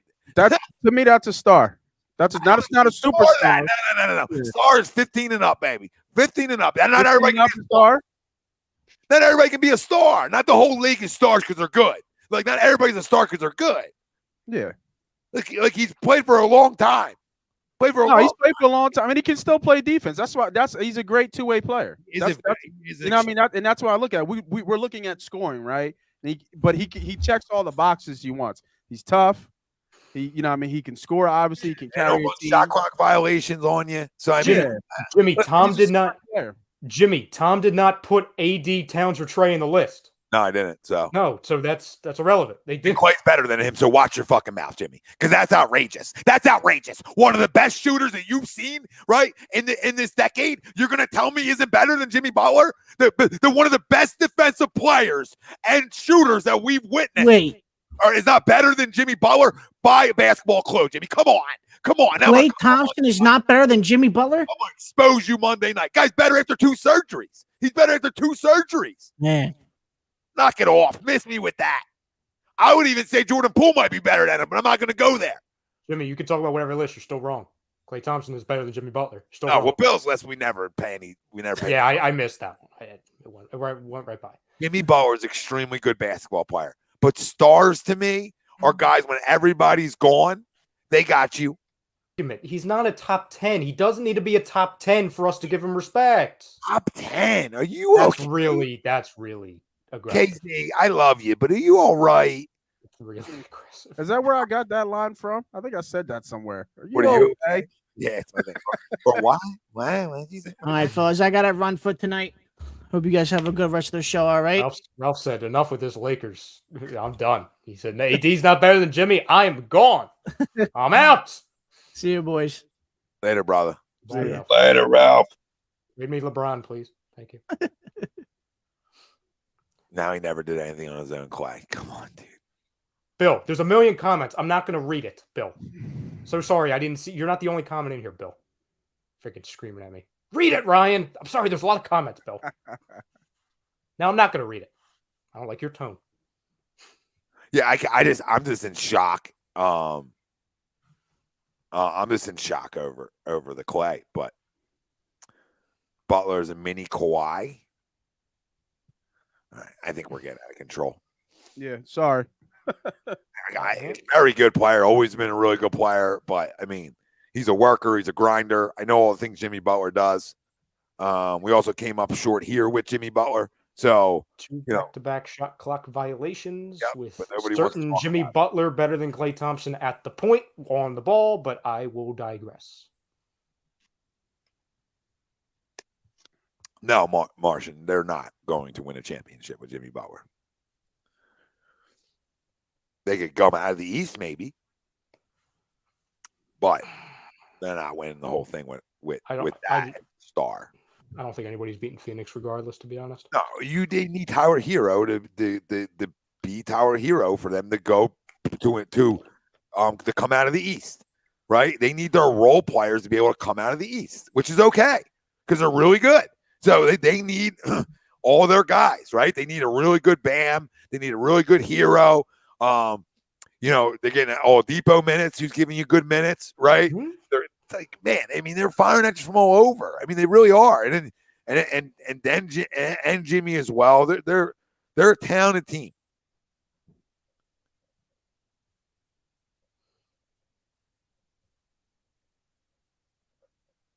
Wait, what happened? What's this? They can come out of the East and their best player is worse than Jordan Poole, maybe? What does that mean? What are we talking about? Yeah. I almost don't want to know. Yeah, I mean, I get. Miami Heat's going to win the whole thing. I'm just going to let you guys know because I got money on it. So they're going to what? They're going to win it all. They're going to win it all because I got money on it. Told you fools 2 weeks ago. Did a whole goddamn show about Miami Heat is going to win the East and win the whole goddamn thing. Should have listened. Caleb, nobody had Jordan Poole over Jimmy Butler. No, we never said that Poole's better than Butler. But I love how people are hanging on that. People are still hanging on that. I was like, I might even put Poole over him. Just kidding. Oh, did you say that? Totally kidding and laughed and said, no, I'm not going to do that. Said, this is why nobody listens in 2022. No, it was a joke. Jordan Poole, I would not take over Jimmy Butler. But I'll take the other two guys on that team over him. I might take him over Harden right now, though. Yeah, I didn't put Harden over him. That's the thing. Harden's in that class a little after. Mm-hmm. No, I'm saying I might take Jordan Poole over Harden right now. Oh yeah. I might do that. I might a little bit fresher legs. Yeah, he's just surrounded by really good players, and that helps any player. So it's not like a shot. He's always been a good player. Yeah, why do you think he wanted to go there? Aside from it being Miami. Jimmy can clap us all we want. The whole world can clap us without no Embiid. Siakam clapped us with the elbow. It's done. It's funny. He's dead. always on the good teams, and he's always been around good players, but he's always shined as being the best player. Like every team he's been on, he's been the best player. Like what team didn't he? Like even when he came here, he made such a big difference. You could argue that he was the best player. You know what I mean? On the team here. When he gets to the Heat, he's still the best player. In Minnesota, the best player. Right? Chicago, the best player. Hasn't been a team he hasn't been on that he hasn't been the best player. Maybe in the Olympics, right? But that's it.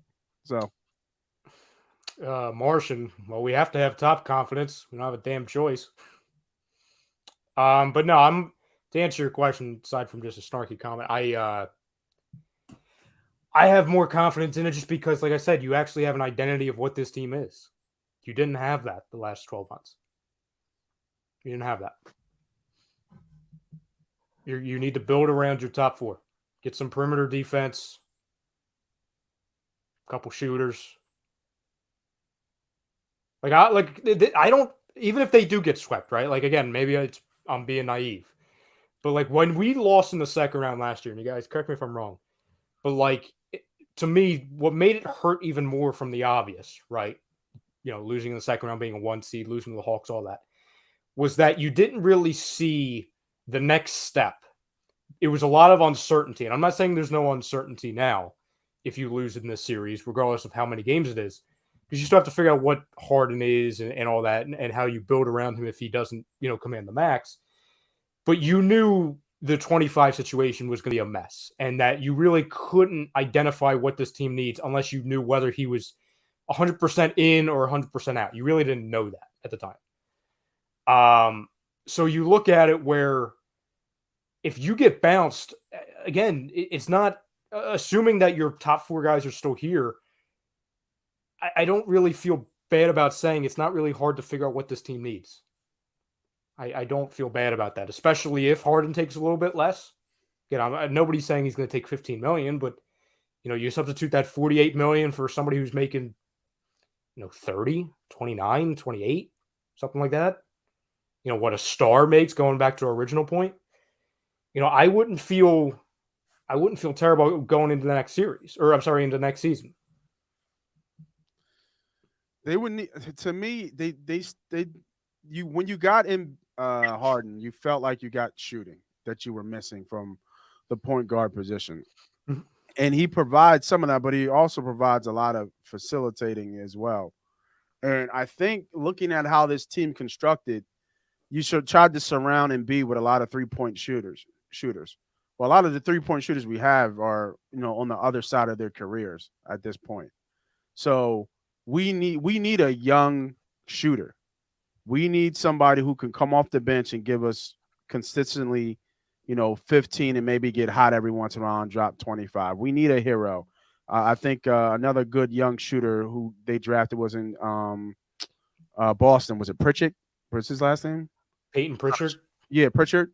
Another shooter. Like we need a shooter coming off the bench that can give us some scoring. It's more of a mixed bag.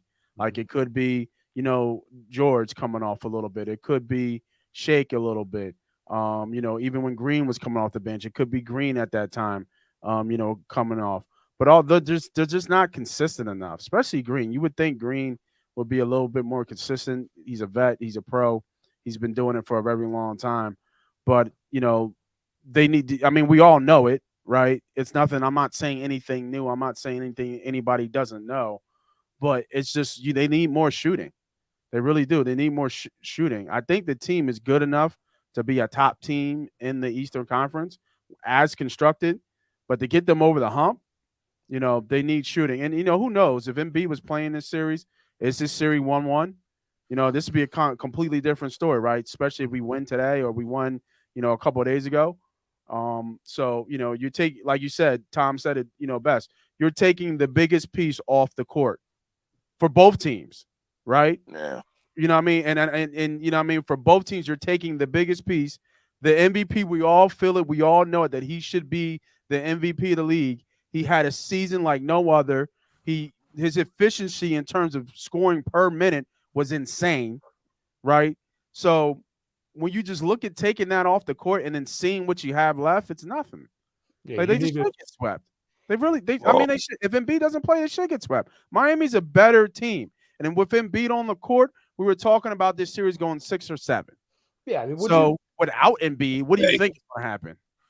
Nate, if Embiid was fully healthy, you agree that we at least split down in Miami, right? Not necessarily, but I would think they would, because their record shows that they've been one of the better teams. If I think the second or third best team on the road this year. They didn't play well at home like they did last year, but this year they were great on the road. So you would think they would grab one. You would hope that they would grab one. But if they went down 0-2 coming back to Philly, I don't think the panic meter would be at 99 right now. Maybe like 70, 75, because you still got the best player on the planet at 100% playing, or at least close to it. You know what I'm saying? Like, you still feel okay. Like, okay, they did what they're supposed to do. They're the better seed. They protected home court. Yeah, now we got to go back. If he comes back Friday night, we know he's not going to be any better than, say, 70%. Yeah, I mean, like I said, man, I don't know. I cannot sit here and guess. But, I mean, if he's not playing, this is a sweep. It's really just that simple. They just don't have enough. Harden is not – he's just not enough. Like, I think if somebody asked me this, like, what do you think it's going to take for the Sixers to win this game? Harden has to score 30 points for them to win. They got it. They'll like. I mean, Maxey went off for 32. Kind of weird, quiet 32 because it kind of came on late. Yeah. Right. He had a couple and ones. And I think Tobias has been playing just amazing basketball for much grief and bullshit that we talk about. Tobias being a max player, he's played well. He's played really well this series. Defensively well as well too. He's D'd up Bam a couple of times, put him in some bad spots, and he's been able to use his size to go get a bucket. But you need Harden to score 30. I don't care how he does it. Old man game, old Harden, Rockets Harden, shooting threes, step backs, running into brick walls and just kind of throw up these layups to muscle up these layers. I don't care how he does it. The only way the Sixers win a game, Harden has to score 30. Because if Harden's scoring 30, that tells me his shot is on. No, to answer your question, I do believe that they would have won at least a game. They could have stolen one. Because the frustrating thing is, again, before the injury, I thought we actually matched up better with the Heat than we did against the Raptors, as foolish that is to say, because we're down 0-2. And it didn't even seem like we really had a real chance of winning either game, the first two. But I do, because, again, I'll go back to what we said at the beginning. You're going from the best center, for some people, one of the best centers in the NBA, to the worst center position. Like, you're going from one of the better players in the NBA to one of the worst. That means something. And to Tom's point from earlier, it's the biggest butterfly effect in the NBA, because when you remove that guy, what he gives you on defense, the rebounding, the blocks, just the presence of making Bam Adebayo not be able to switch on defense because he is that mismatch. You would have to just be on Embiid. And also, obviously, what he just all around. When you eliminate that, you need everybody to elevate one spot. Or in this case, it seems like he has to elevate two spots because of how valuable Embiid is. So it sucks, but that's the cards we're dealt. So like somebody texted me, and I said this to you guys before we went on. Like, somebody texted me right before, and they're like, "Oh, you better give it to this team." And I'm not gonna yell and scream at this team. Like, okay, if you're dropping both games when you're fully healthy, then yeah, then we'll start throwing things. But it's the product of losing your identity of the team, which is Embiid. That's what the game is. Yeah, I completely agree, man. I mean, like I said, man, you take the biggest piece in basketball right now, or not one of the biggest pieces in basketball right now off the court, and it just completely changes everything. They become one dimensional. We'll D up Harden and make somebody else beat us. I mean, it's really that simple, right?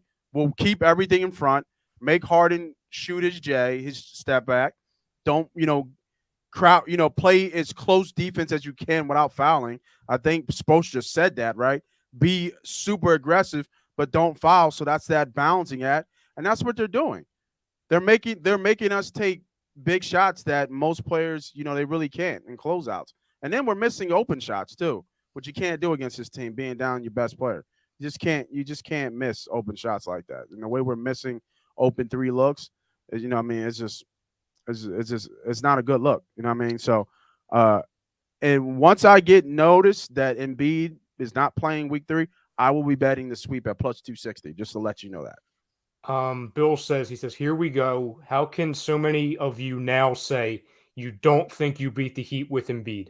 Are you kidding me? You were in both games without him. So I guess that's to you, Nate. I guess that's who that's to. Well, I never liked this matchup. I'd rather would have played Boston to me. I think we had talked about that before a couple of weeks ago. So I didn't want to see them. I didn't want to see Miami. So I always felt like Miami was just like Boston, they were heating up at the right time.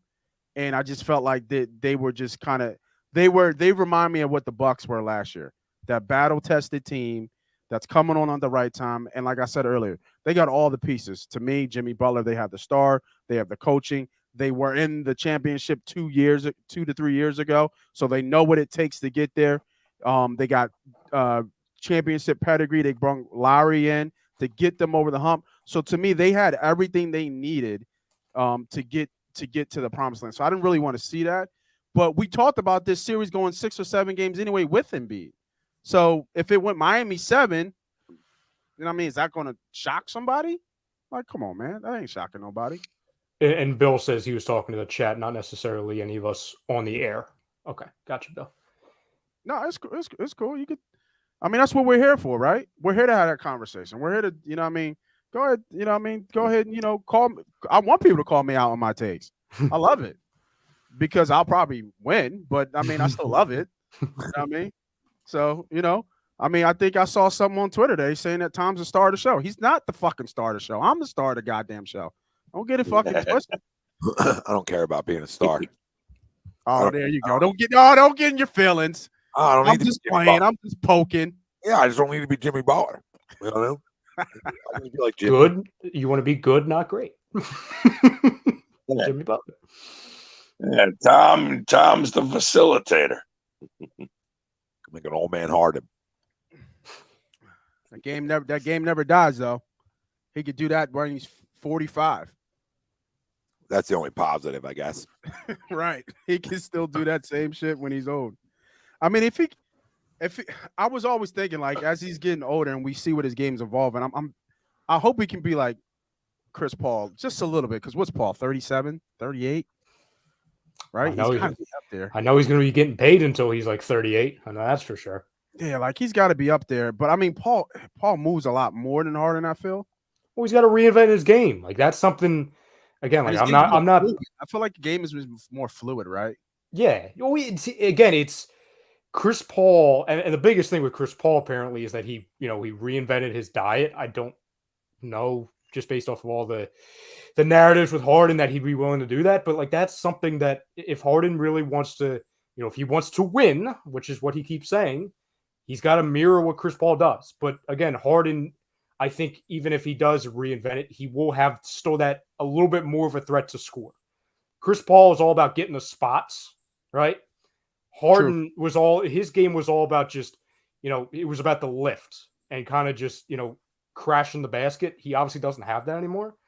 So if he can create more of a mid-range game, just pulling up instead of going all the way and forcing contact and getting layups, if he can do that over the next couple of years, then yeah, I think he's going to be in a really good spot, and that's going to be the best chance he has to win. But to Tom's point from earlier, that's, when we were talking about Matisse and other players, that's not up to us or anybody else to really decide. That's up to him. If he wants to win, the formula is out there for guys past their prime, quote unquote, and well into their 30s to be able to be in winning now situations.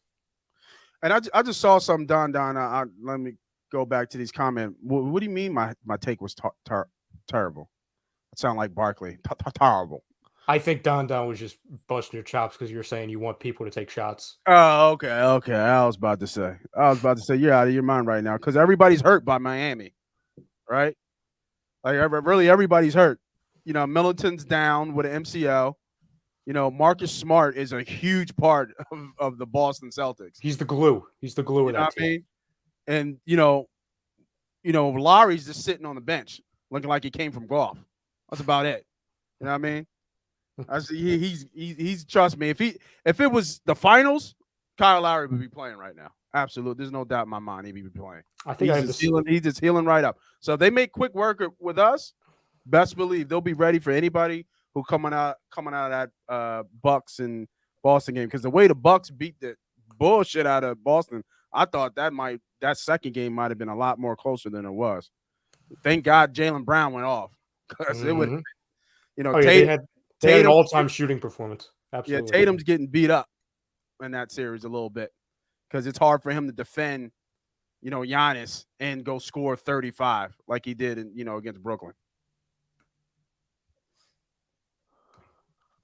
Well, I'll say this to you, Jimmy. I mean, he can come and play. Jimmy Butler, like, nobody's questioning that he just comes to play. I don't think that's what I was questioning. I'm not questioning anything. I'm just telling you what type of player he is.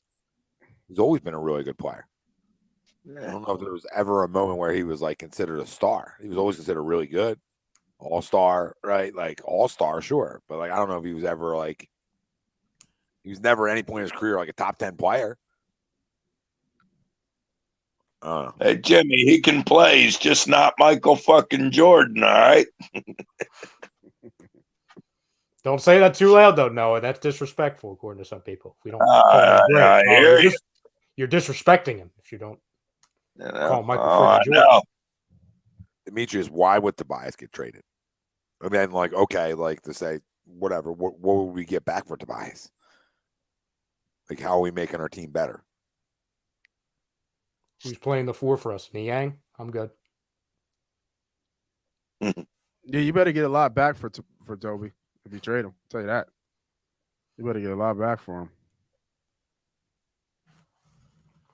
Yeah, like somebody said in our comments earlier, not on the show, but I think it was on Instagram. Would you guys take Gordon Hayward over Tobias? I almost blocked the account. What do you talk about, Gordon Hayward? No thousands. That's right. Sixers aren't just missing their best player, but the league's best player. Yep. Well, that's an interesting line. Friday. Garrett says Sixers -1 on Friday. Let's take a look. Yeah, that's what I see. That's the case. I like the Sixers Friday night. Sam says, knowing Embiid could likely request a trade, it makes no sense to trade Harris. When's he requesting the trade? He's not going to. He just signed an extension, didn't he? Embiid loves it here. He's not going anywhere. Huh, for what? Like, so he gets hurt and we don't win and he requests a trade? If he did that, I would tell him bye. Yes. Bye. What does he have to be upset about? Yeah, like, it ain't our fault. It ain't the guys you're playing with fault.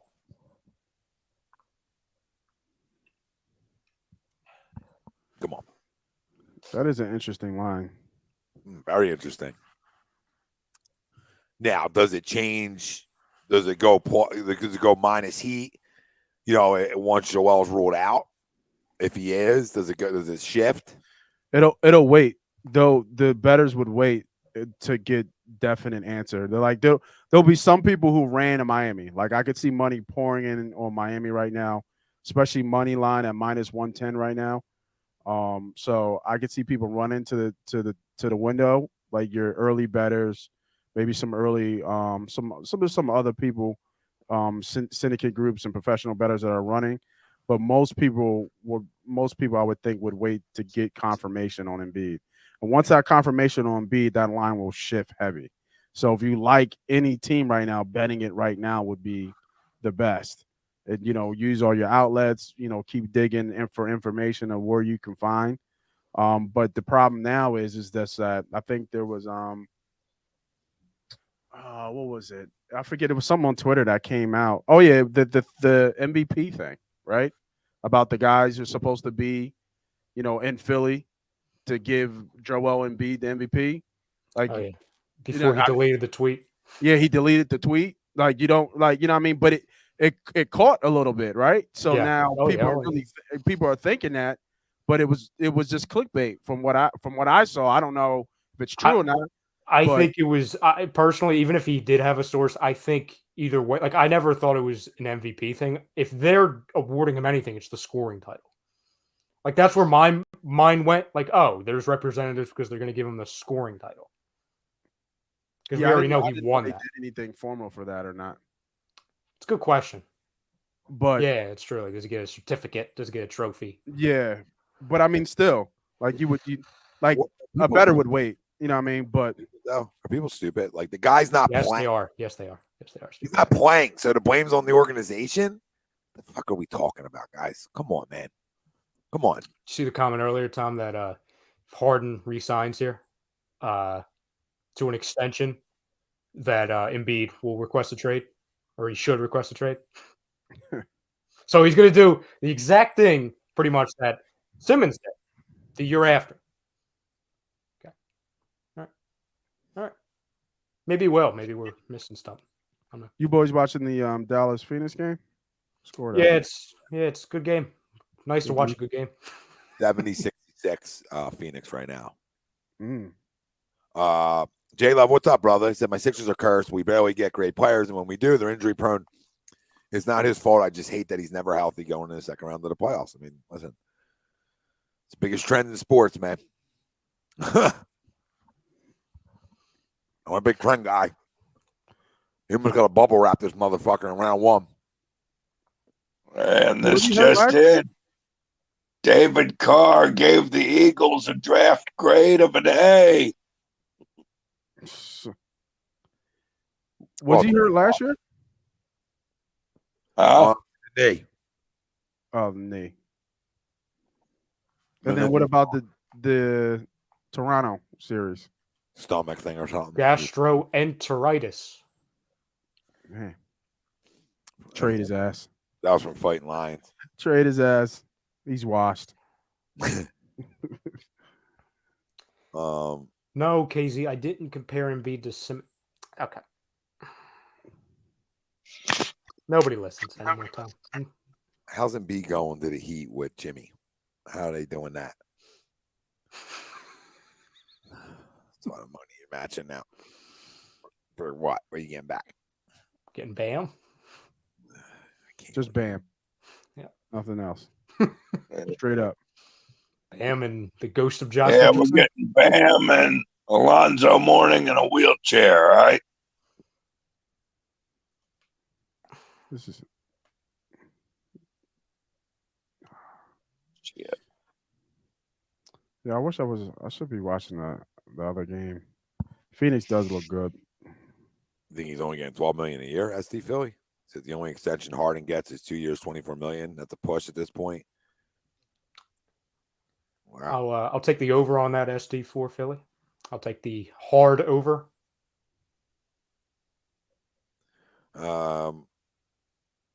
Martian says it could be Dean. No, at pick 83 is still crazy. No, it's big time crazy. They went and got winners. This is an A++ draft. They went and got winners here. So it's a good start. It's 2 years in a row. They went to schools that won. I know, right? The team is going to be Georgia, Bulldogs, and Bama. Good. It was the only good part of Friday, Tom. About time. The only good thing that happened on Friday for us. Yeah, and the Kobe's a hungry football player, and he was even before this. So, and he gets this guy right in front of him that helped him have a lot of space to maneuver in Jordan Davis. So I think they came away with this just the way you think they would, right up front. And then you get your linebacker late, and you get a wide receiver out of this draft that you know can play. Shit, I'm not saying I hope he's healthy. I'm not saying. Look, I love the Davis pick, and I have no doubt that he'll definitely help us defending the run. But do you have any concerns about passing downs? Absolutely. That's why I wasn't a big – I mean, he's such a pedigree, right? You know what I mean? He's 6'6". He's 340. You know, he's moving faster than anything, you know, has ever tested, you know, at that job. So that just says a lot right there. That statement. Right, but even a D tackle in a passing league, I mean. But we're in a passing league, and we don't face Derrick Henry twice a year. You know what I'm saying? So, like, he's not going to. I'm a little worried there, but I'm sorry. No, you're good. I'm just saying, like, he's not replacing Fletch. You know what I mean? Like, he's like that's where I saw a lot of comments, and a lot of people saying, like, okay, we got our Fletch replacement. No, he's not replacing Fletch. Fletch in the first 4 years of his career, when he got to the league, he was getting 8 to 9 sacks a game. Like, Fletch was an All-Pro 4 years in. So to say that, and then not even that, he's the greatest defensive tackle who's ever played and put on an Eagles jersey. So one, put some respect on Fletch's name, even though he's past where he was. And then two, completely different type of caliber player. Like, at one point, we were actually talking that Fletch and Aaron Donald were neck and neck and who's the best defensive tackle. Yeah, like 1A, 1B. For a couple years. Yep. Right. For the couple years, we were actually having that conversation. So can Davis be an absolute animal and a beast? Absolutely. But if is he going to be like Fletcher Clocks? I don't think so. That's a hard ask. Yeah. Well, I look more. I mean, I still think it's a good pick, but I look Davis at more of like a. You remember Ted Washington, the nose tackle? I want to say he played with that Bears defense that made that Super Bowl run. Yeah, the Patriots, Vince Wilfork. Yeah, Ted Washington. Didn't he? I want to say he played for the Bears. I believe he played. Didn't he play for the Pats too? Yeah, Tom just said that. Yes. Oh, all right. My hearing must fucking awful then. Yeah. But that's already well known across America. Noah, to be honest, to answer your question, I'm not. Again, just me. I'm not overly concerned about it because, like, everyone like that we're saying, like, oh, it's a bad pick. Oh, he can't be on the field all the time. Well, the Eagles play a rotation anyway. Like, Georgia was doing similar things. Correct me if I'm wrong. That the Eagles do. They play in a rotation. Right.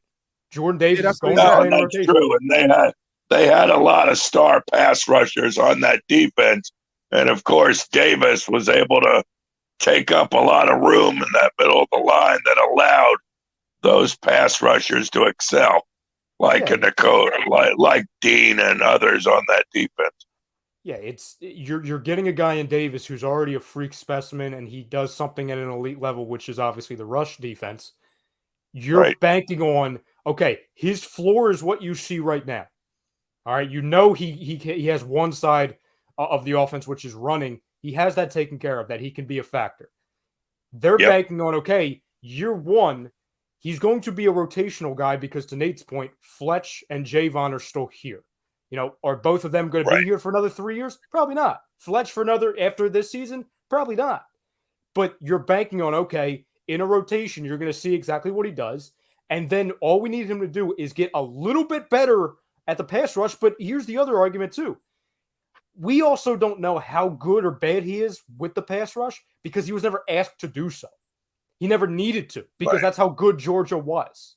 So why would they ask him to do something when they never needed him to do it, when there were 4 other guys right next to him in rotations or whatever, and then linebackers behind him that did that job for him? Well, I mean, he did rush the passer too. I mean, so like, I don't know. I mean, if the guy's rushing the passer on third downs, you still need 2 blockers to stop that. Because if not, he's going to take your guard and he's going to shove your guard right back into your quarterback. I disagree. I completely disagree. There's never going to be a time where Jordan Davis isn't the biggest player on the field. That doesn't mean anything in the league.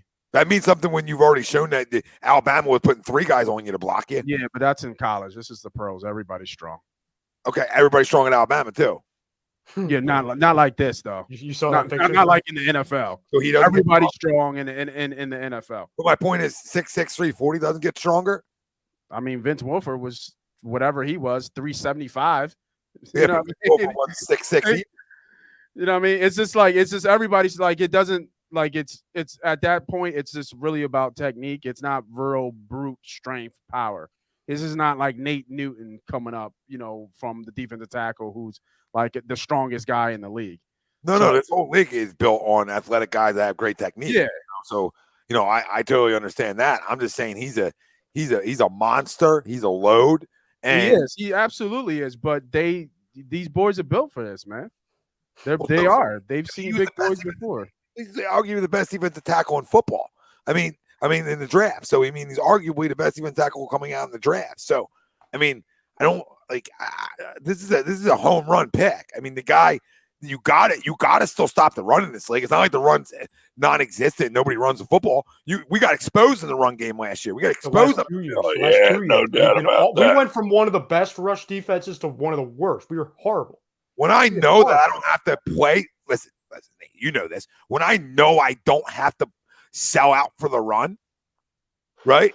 And I know the only place they're going to be able to run is sideline to sideline on me, and I can play that and more of the pass. It makes my defensive scheme so much easier with that guy in the middle.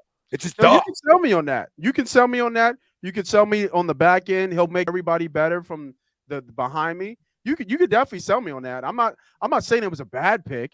I'm not saying that he's not going to be a good player. You know what I mean? I'm just saying what was on the board, I liked Hamilton better, and I like Johnson better.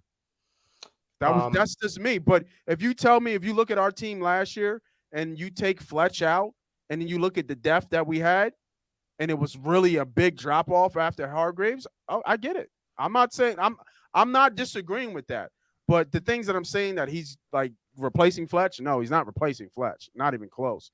And no, he's just one of your defensive tackles. Yeah, no, he's going to be a decent pro. Like you said about Butler, he's not a star. Well, he can be if the technique gets better and he becomes a better pass rusher because he has the speed to do it. Yeah, I hope so. You know me. I'm not hating. I'm just playing devil's advocate with it. Like he's got some wheels for a big doggy. So wheels ain't even a word. I gotta expect this guy is so talented. That motherfucker's faster than me when I was in my prime, and he was like 50 pounds heavier than I am. That motherfucker could move. What, he run a 4.78? That's ridiculous at 340. Wick, we were never able to get both of them, my brother. We were never able to. That's why they traded up. That's why they jumped the Ravens. The Ravens were always taking one of those two. Yeah, one of the two. Yeah, I definitely agree. If we took Hamilton, they were taking Davis, and they would have loved Davis because he's a big body in that 3-4 defense that they run. Listen, I don't know. Like people are like, I would take Hamilton over Davis. Like that's so like it's so close. Like it's close. Like it looks like Hamilton has the makings of that type of safety, but like this guy dominated the run game, like disrupted the run game for every team they face. There's a big reason why they were the best defense in college football over the last 20 plus years. And it starts with him. And then it works itself around like it does. Like it starts with the guy who's 6'6", 340, who you need to make sure you have two guys on at all times, right? It starts with that. I'm not telling you he was the best player. I'm just talking about scheme-wise. He draws the most attention. He drew the most attention in Georgia. There isn't a player on that defense, even the number one overall pick, that drew as much attention as Jordan Davis did. That's not saying Jordan Davis is better than these other guys. It's just saying that coming into the league, teams are going. I know they're bigger. And I know they're just as strong, right? But coming into the league, he's still the biggest guy on the field. He's still a disruptive force. So like there's one skill set he brings. Like Kyle Hamilton probably brings a bunch, but people like somebody just said he's Ed Reed. Like I would calm down. Let's calm down. It's just like Sam saying that Davis is Fletcher's replacement. Let's calm down. No, he's not. No, like you hope that he can eventually become that.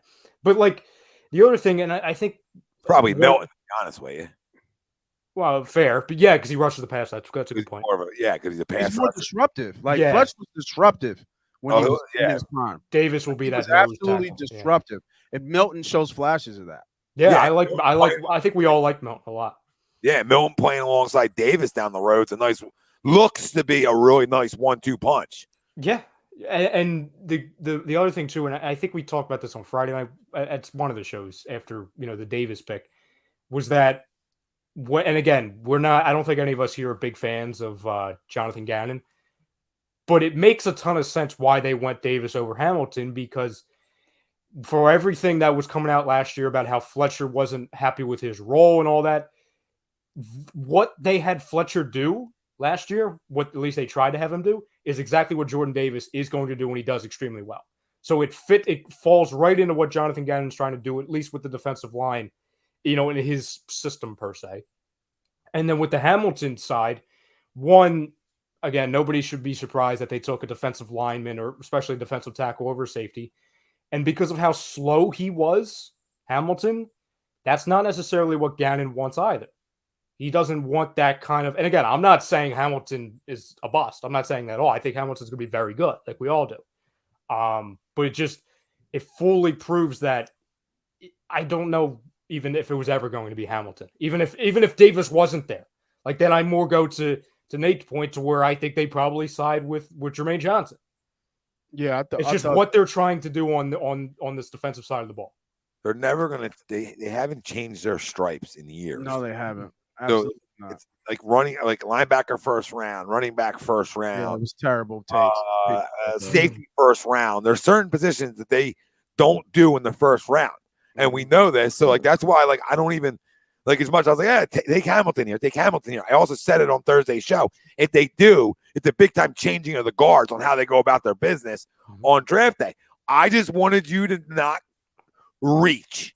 Don't go reaching on us again, and they didn't. That's the key to it. So you don't have to love the Jordan Davis pick, but it's not a reach, right? I get what they're trying to do. They know you win up front in this league. Well, it's a really good start to trying to win up front. They get the most disruptive lineman in the draft and the biggest moose knuckle to walk around on any field on Sunday. So it's always a good start. Now, the other home run is A.J. Brown. I mean, you left the first round with a known. Nobody in football left the first round on Thursday night with a known. A lot of assumptions, a lot of hopes, a lot of projections. Ain't nobody leave it with a known. Nobody. Philadelphia Eagles did. And they left it with A.J. Brown. And that's a home run. That's a home run. It really is. Even though I don't believe in the quarterback, that's still a home run. It's probably, I'm thinking back at all the drafts, probably the best draft that I think I've seen. Probably. Especially maybe based off you could argue Wentz because Wentz got so much excitement. Yeah. And that 1 year that he had MVP, at the time. It's funny. I think I saw a comment about if Wentz would take this team farther than Jalen Hurts was. I saw a poll question or something on Twitter. Like now? No, I don't think it was now. Okay. I think it was it was like a general question. Now it's an obvious answer, but a general question. Peak Wentz versus Hurts. I mean, obviously, I thought it was obviously Wentz, but we're fanboys, here. So obviously, it was like 85% Jalen, but but I think that outside of that excitement, because we knew we moved up to get a quarterback, I can't remember another time where the draft was really that good. I'm trying to remember who else was in that draft with Wentz. I don't remember off the top of my head. I got it right in front of you, actually. It was Wentz. Yeah. No second. Isaac Seumalo in the third. He's still here, too. Yeah. Wendell Smallwood in the fifth. You've got Vaitai in the fifth. Super Bowl left tackle. It's not bad. Yeah, it's not bad. Blake Countess. I don't think he ever played, ever. Jalen Mills, starting corner. Okay. There you go. Alex McAllister. I know he never got on the field. And then Joe Walker. Yeah, what was that, 4 starters? And Joe Walker. Joe Walker was a special teams guy, right? I believe so, yeah. Yeah, he was Wentz, Vaitai, Mills, and then Seumalo. Yep. Yeah. So Joe Walker have a cup of coffee at linebacker. Yeah. But listen, no, I love when Noah just wakes up and gets in. But no, you know what the crazy thing is, though? This team has always done a good job after the first round. The reason they haven't been as successful as they should be is because they haven't done good in the first round. And last year was a big time change and a shift, right? To get Devontae, right? Like that was a start in making the right pick. Now you could say Micah. I get it. I had Micah number 1 on my draft board, right? He's number 1, but they don't do that, right? That's not what they do. But so you went and got what I think, at that point in the draft, the next best player, which is Devontae Smith, right? Okay, we can all agree there. So he did a good job. Second round, again, good job, really good job. You probably got a starter if he's healthy for the next 8 years. So, I mean, extremely good job. So you came out of last year with starting to change the trend of it. And then we're not even talking about Milton in the third, which gave you productive snaps last year for a young third-round player. So they really don't do a bad job. They really address their lines well. If the Eagles draft linemen, I'm usually like, that guy's going to be able to play. Right? I'm usually have more confidence than not. Not saying it always works out. We've seen guys who can't. But, man, I'm not crowning Howie Roseman, but whenever he's got to restart something, I got to give him the most credit I've ever given Howie Roseman. And I say this, when you are now starting a rebuild-ish type situation, right? Like they told us they were doing, all right? Even though they went and won 9 games and snuck in, right? Okay, we know that. But when you go and you're in this rebuild sort of process and you go into that and all you do is go to the big schools that won, I love the culture that you're bringing into this football team to restart it for the next 5, 6, 7 years. Because you're not only that, but they tapped into the best conference in college football in the SEC. Finally. Well, you're going to get 2 of the biggest, my opinion, okay? The guy who went number 1 overall, I know everybody's like, Tom, he's so talented. I watch a lot of Georgia games. Like, I don't know. I feel like I've seen the Kobe Dean more all around the football than anybody for Georgia. That's just me, okay? I believe I left this draft with the 2 biggest reasons on why they were the best defense that maybe walked since Miami back in the day, right? Like the Hurricanes. Like this is arguably the best defense in college football that we've seen in a decade, maybe 2, okay? And it started with Jordan Davis and the Kobe Dean.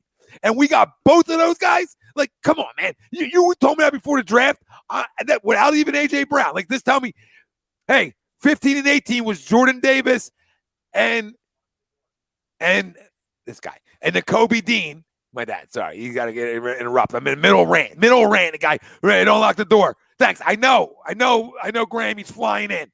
Okay? But I'm going on a rant here. You tell us right before draft, Nate, Noah, you all know we're going, hey, that's an A. We're just talking about first round. We're not even talking about the fact that you get Davis, A.J. Brown, a really good lineman that I know doesn't like it's not sexy, so it doesn't sell, but a damn good lineman in the second round. And then you get to Kobe. Holy shit. Oh, stop what, Howie? You're going to talk to me. Talk to me in 2 years when this is the beast of the East. You talk to me in 2 years. I don't give a fuck who's playing quarterback because I got winners all around. And they're all young. They draft the way they drafted. If Hurts can hit, if he even comes close to being for me, and I know I might get some slack, if he comes close to being an above average quarterback, they're set up for the next 5 to 7 years. Well, he's got every piece around him to do it, without a doubt. I've never seen the Eagles support the quarterback like they have Hurts with putting the talent. The only other time I can think about that is when they brung T.O. for Donnie. How am I tripping? Correct me if I'm wrong. We all of a sudden have the best receiving duo in the NFC East, right? True. Yeah, for sure. Mm-hmm. I agree. Especially with Cooper leaving Dallas. Yeah, it's CD and Gallup. It's McLaurin and Dotson, and then Galladay and whoever the hell they've got. I guess they're trading all their other wide receivers in New York. We don't know what Dotson is yet until we see him play, right? No, I don't like Dotson. I don't think he's very People say he has the best hands in the draft. I've heard a little bit about that. You always hear good things. I think Dotson will be good. Oh, shut up, Penn State. We are. You know. I'm not taking your. I said he'll be good. That's correct. Best player in the draft, though. He wasn't the 16th best player in the draft. I assure you that. No, probably not. How am I tripping? And how am I on something? Because I'm stating the facts that winners win. Winners know what it takes to win. Like to win a college football championship nowadays, that shit ain't easy because you got a semifinal and a championship to win. And a conference, okay? Like, let me just clear this up for the people and how this works. Like, that's not easy to do. That's a grind to be able to do that. And these guys that are coming from those conferences and winning, Do you understand that they're so pro-ready in the playbook? You have no idea, because it isn't just playing Division I football. It's like playing pro football in college. That's what it's like playing for the teams that are in the BCS championship game. Hey, why do you think I wanted Sauce Gardner? Because he's a fucking winner. Because he's able to get to that game at Cincinnati. He knows what it takes. Like, that's a home run pick for the Jets. Ryan's done this with me and no for a long time. Nate's done it with me long enough now. Like, I'm a believer in culture. I'm a believer in, like, I don't need the nice guys in the world. I mean culture in terms of winners. Because winners create an environment that you don't understand when you restart a locker room again. Like, when you're restarting it and you're moving away from some of your veterans that were key cogs in this. Fletcher down the road, Brandon, right? Who's your influx of leaders? You got the main leader on Georgia's defense in the third round. And not just a leader. Oh, Tom, he's just a good energy guy, right? No, he was our best player. I don't care what anybody says. He was all over the field. And the one thing you think about this, how he learned from I guess kind of Donovan days, the Brian Dawkins days, even like some of the Corey Simon days. He's not letting some of those vets, those mainstays, just go away until they're absolutely done, right? You know, you still got the Grahams still sticking around. You got the Fletchers still sticking around. You got, obviously, but these guys, Lane and Kelsey are still top, not just veteran leadership in the locker room, but top guys in their profession. So when you look at this culture, I think he said it a couple of years ago, they weren't rebuilding, they were retooling.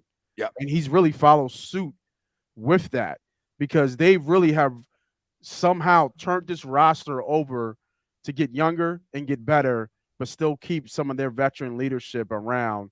That I don't think we've seen them do a good job of that in the past.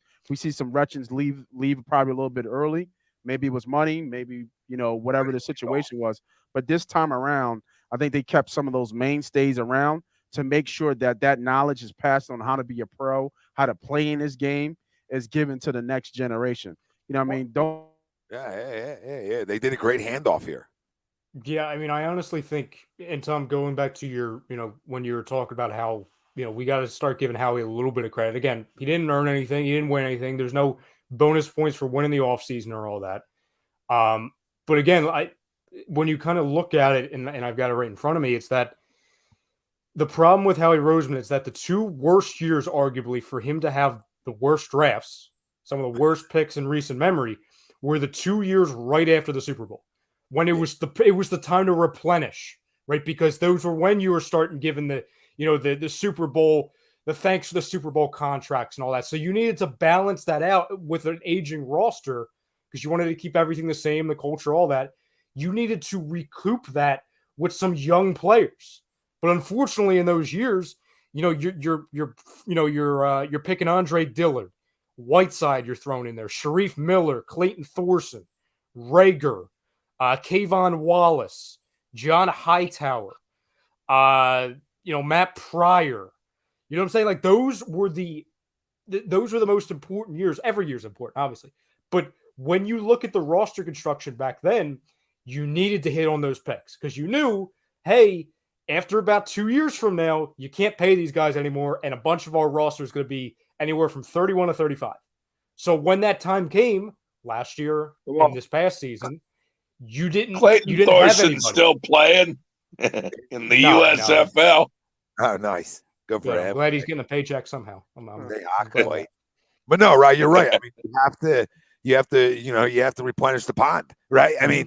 So they didn't do a good job of that. And part of that, I feel like, is when you win your first one, right? You're almost smelling yourself a little too much, and that's where you get yourself in trouble, where you get fucking cute and you draft a wide receiver from TCU who didn't even have good numbers at TCU.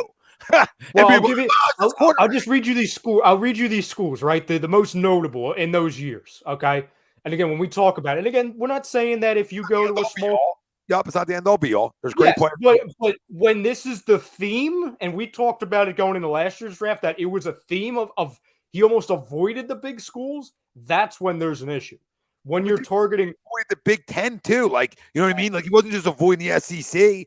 He was avoiding the Big Ten, and he was a Pac-12 fucking lover. Yes. So, like, South Dakota State, TCU, you've got Pittsburgh, Washington State, Stanford. Okay. Problem is you picked the wrong guy. Boise State, Temple. Sorry to all of our Temple fans, but stop. Colorado, TCU again, Tulane, Coastal Carolina, Memphis. You know what I'm saying? Like, I could go on and on and on. Oregon State, TCU again, Marshall. Like, we are. Well, I mean, listen, and I'll say it again. That's not the end all be all. But when you have trouble drafting anyway, stop trying to find the needle in the haystack. Just take the guy who's right in front of you. Yep, that's the whole point right there. You know, you don't go, like we said it that night. Don't go reaching on me.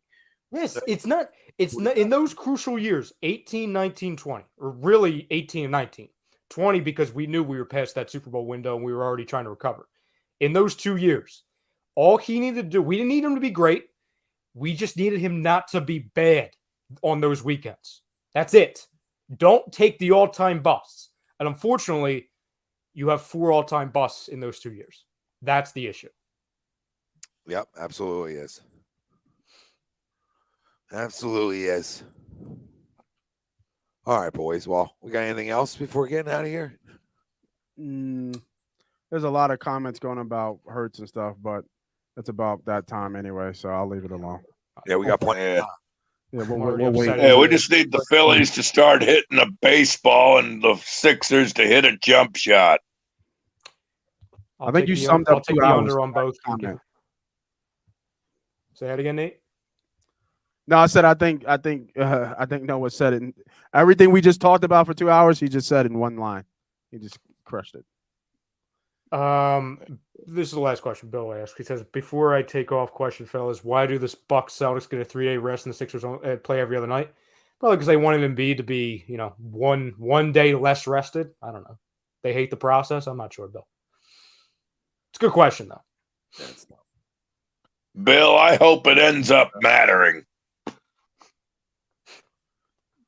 I didn't even notice that. That's funny.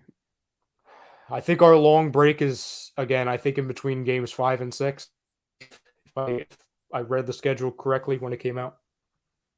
But again, to Noah's point, I hope it matters. Yeah, let's hope we get there. Yep, find a way to win game Friday night. Howie, shut up, Howie. Come on, Joel. Drop 50. But thank you, everybody, for joining us every Wednesday night. We are brought to you by BetUS. And BetUS is the leading online sports book. They've been in the market for over 25 years. You can bet on everything, anywhere in the U.S. Use the link pinned right in our comment section on YouTube and right in our description on Facebook. And if you use that link, you get 125% sign-up bonus. Ralph Del Vecchio not with us anymore. Nate Moss, Noah Eaton, Ryan Brutto. I'm Tom Arnone, everybody out there. We appreciate you. We thank you for all your comments. If you haven't already, hit the like, hit the subscribe, stay with us. Howie, why do you even comment in that? I love you, but why do you even comment in? He's trolling. He's trolling. I know these people, but he's always in and he's always talking. So I'm going to talk back to him. Like, welcome to Agree Disagree, Howie. You don't have to like it. All right. You hate the Eagles, obviously. We get it. We got it. Good night, everybody. We love yous. Turn your damn alerts on.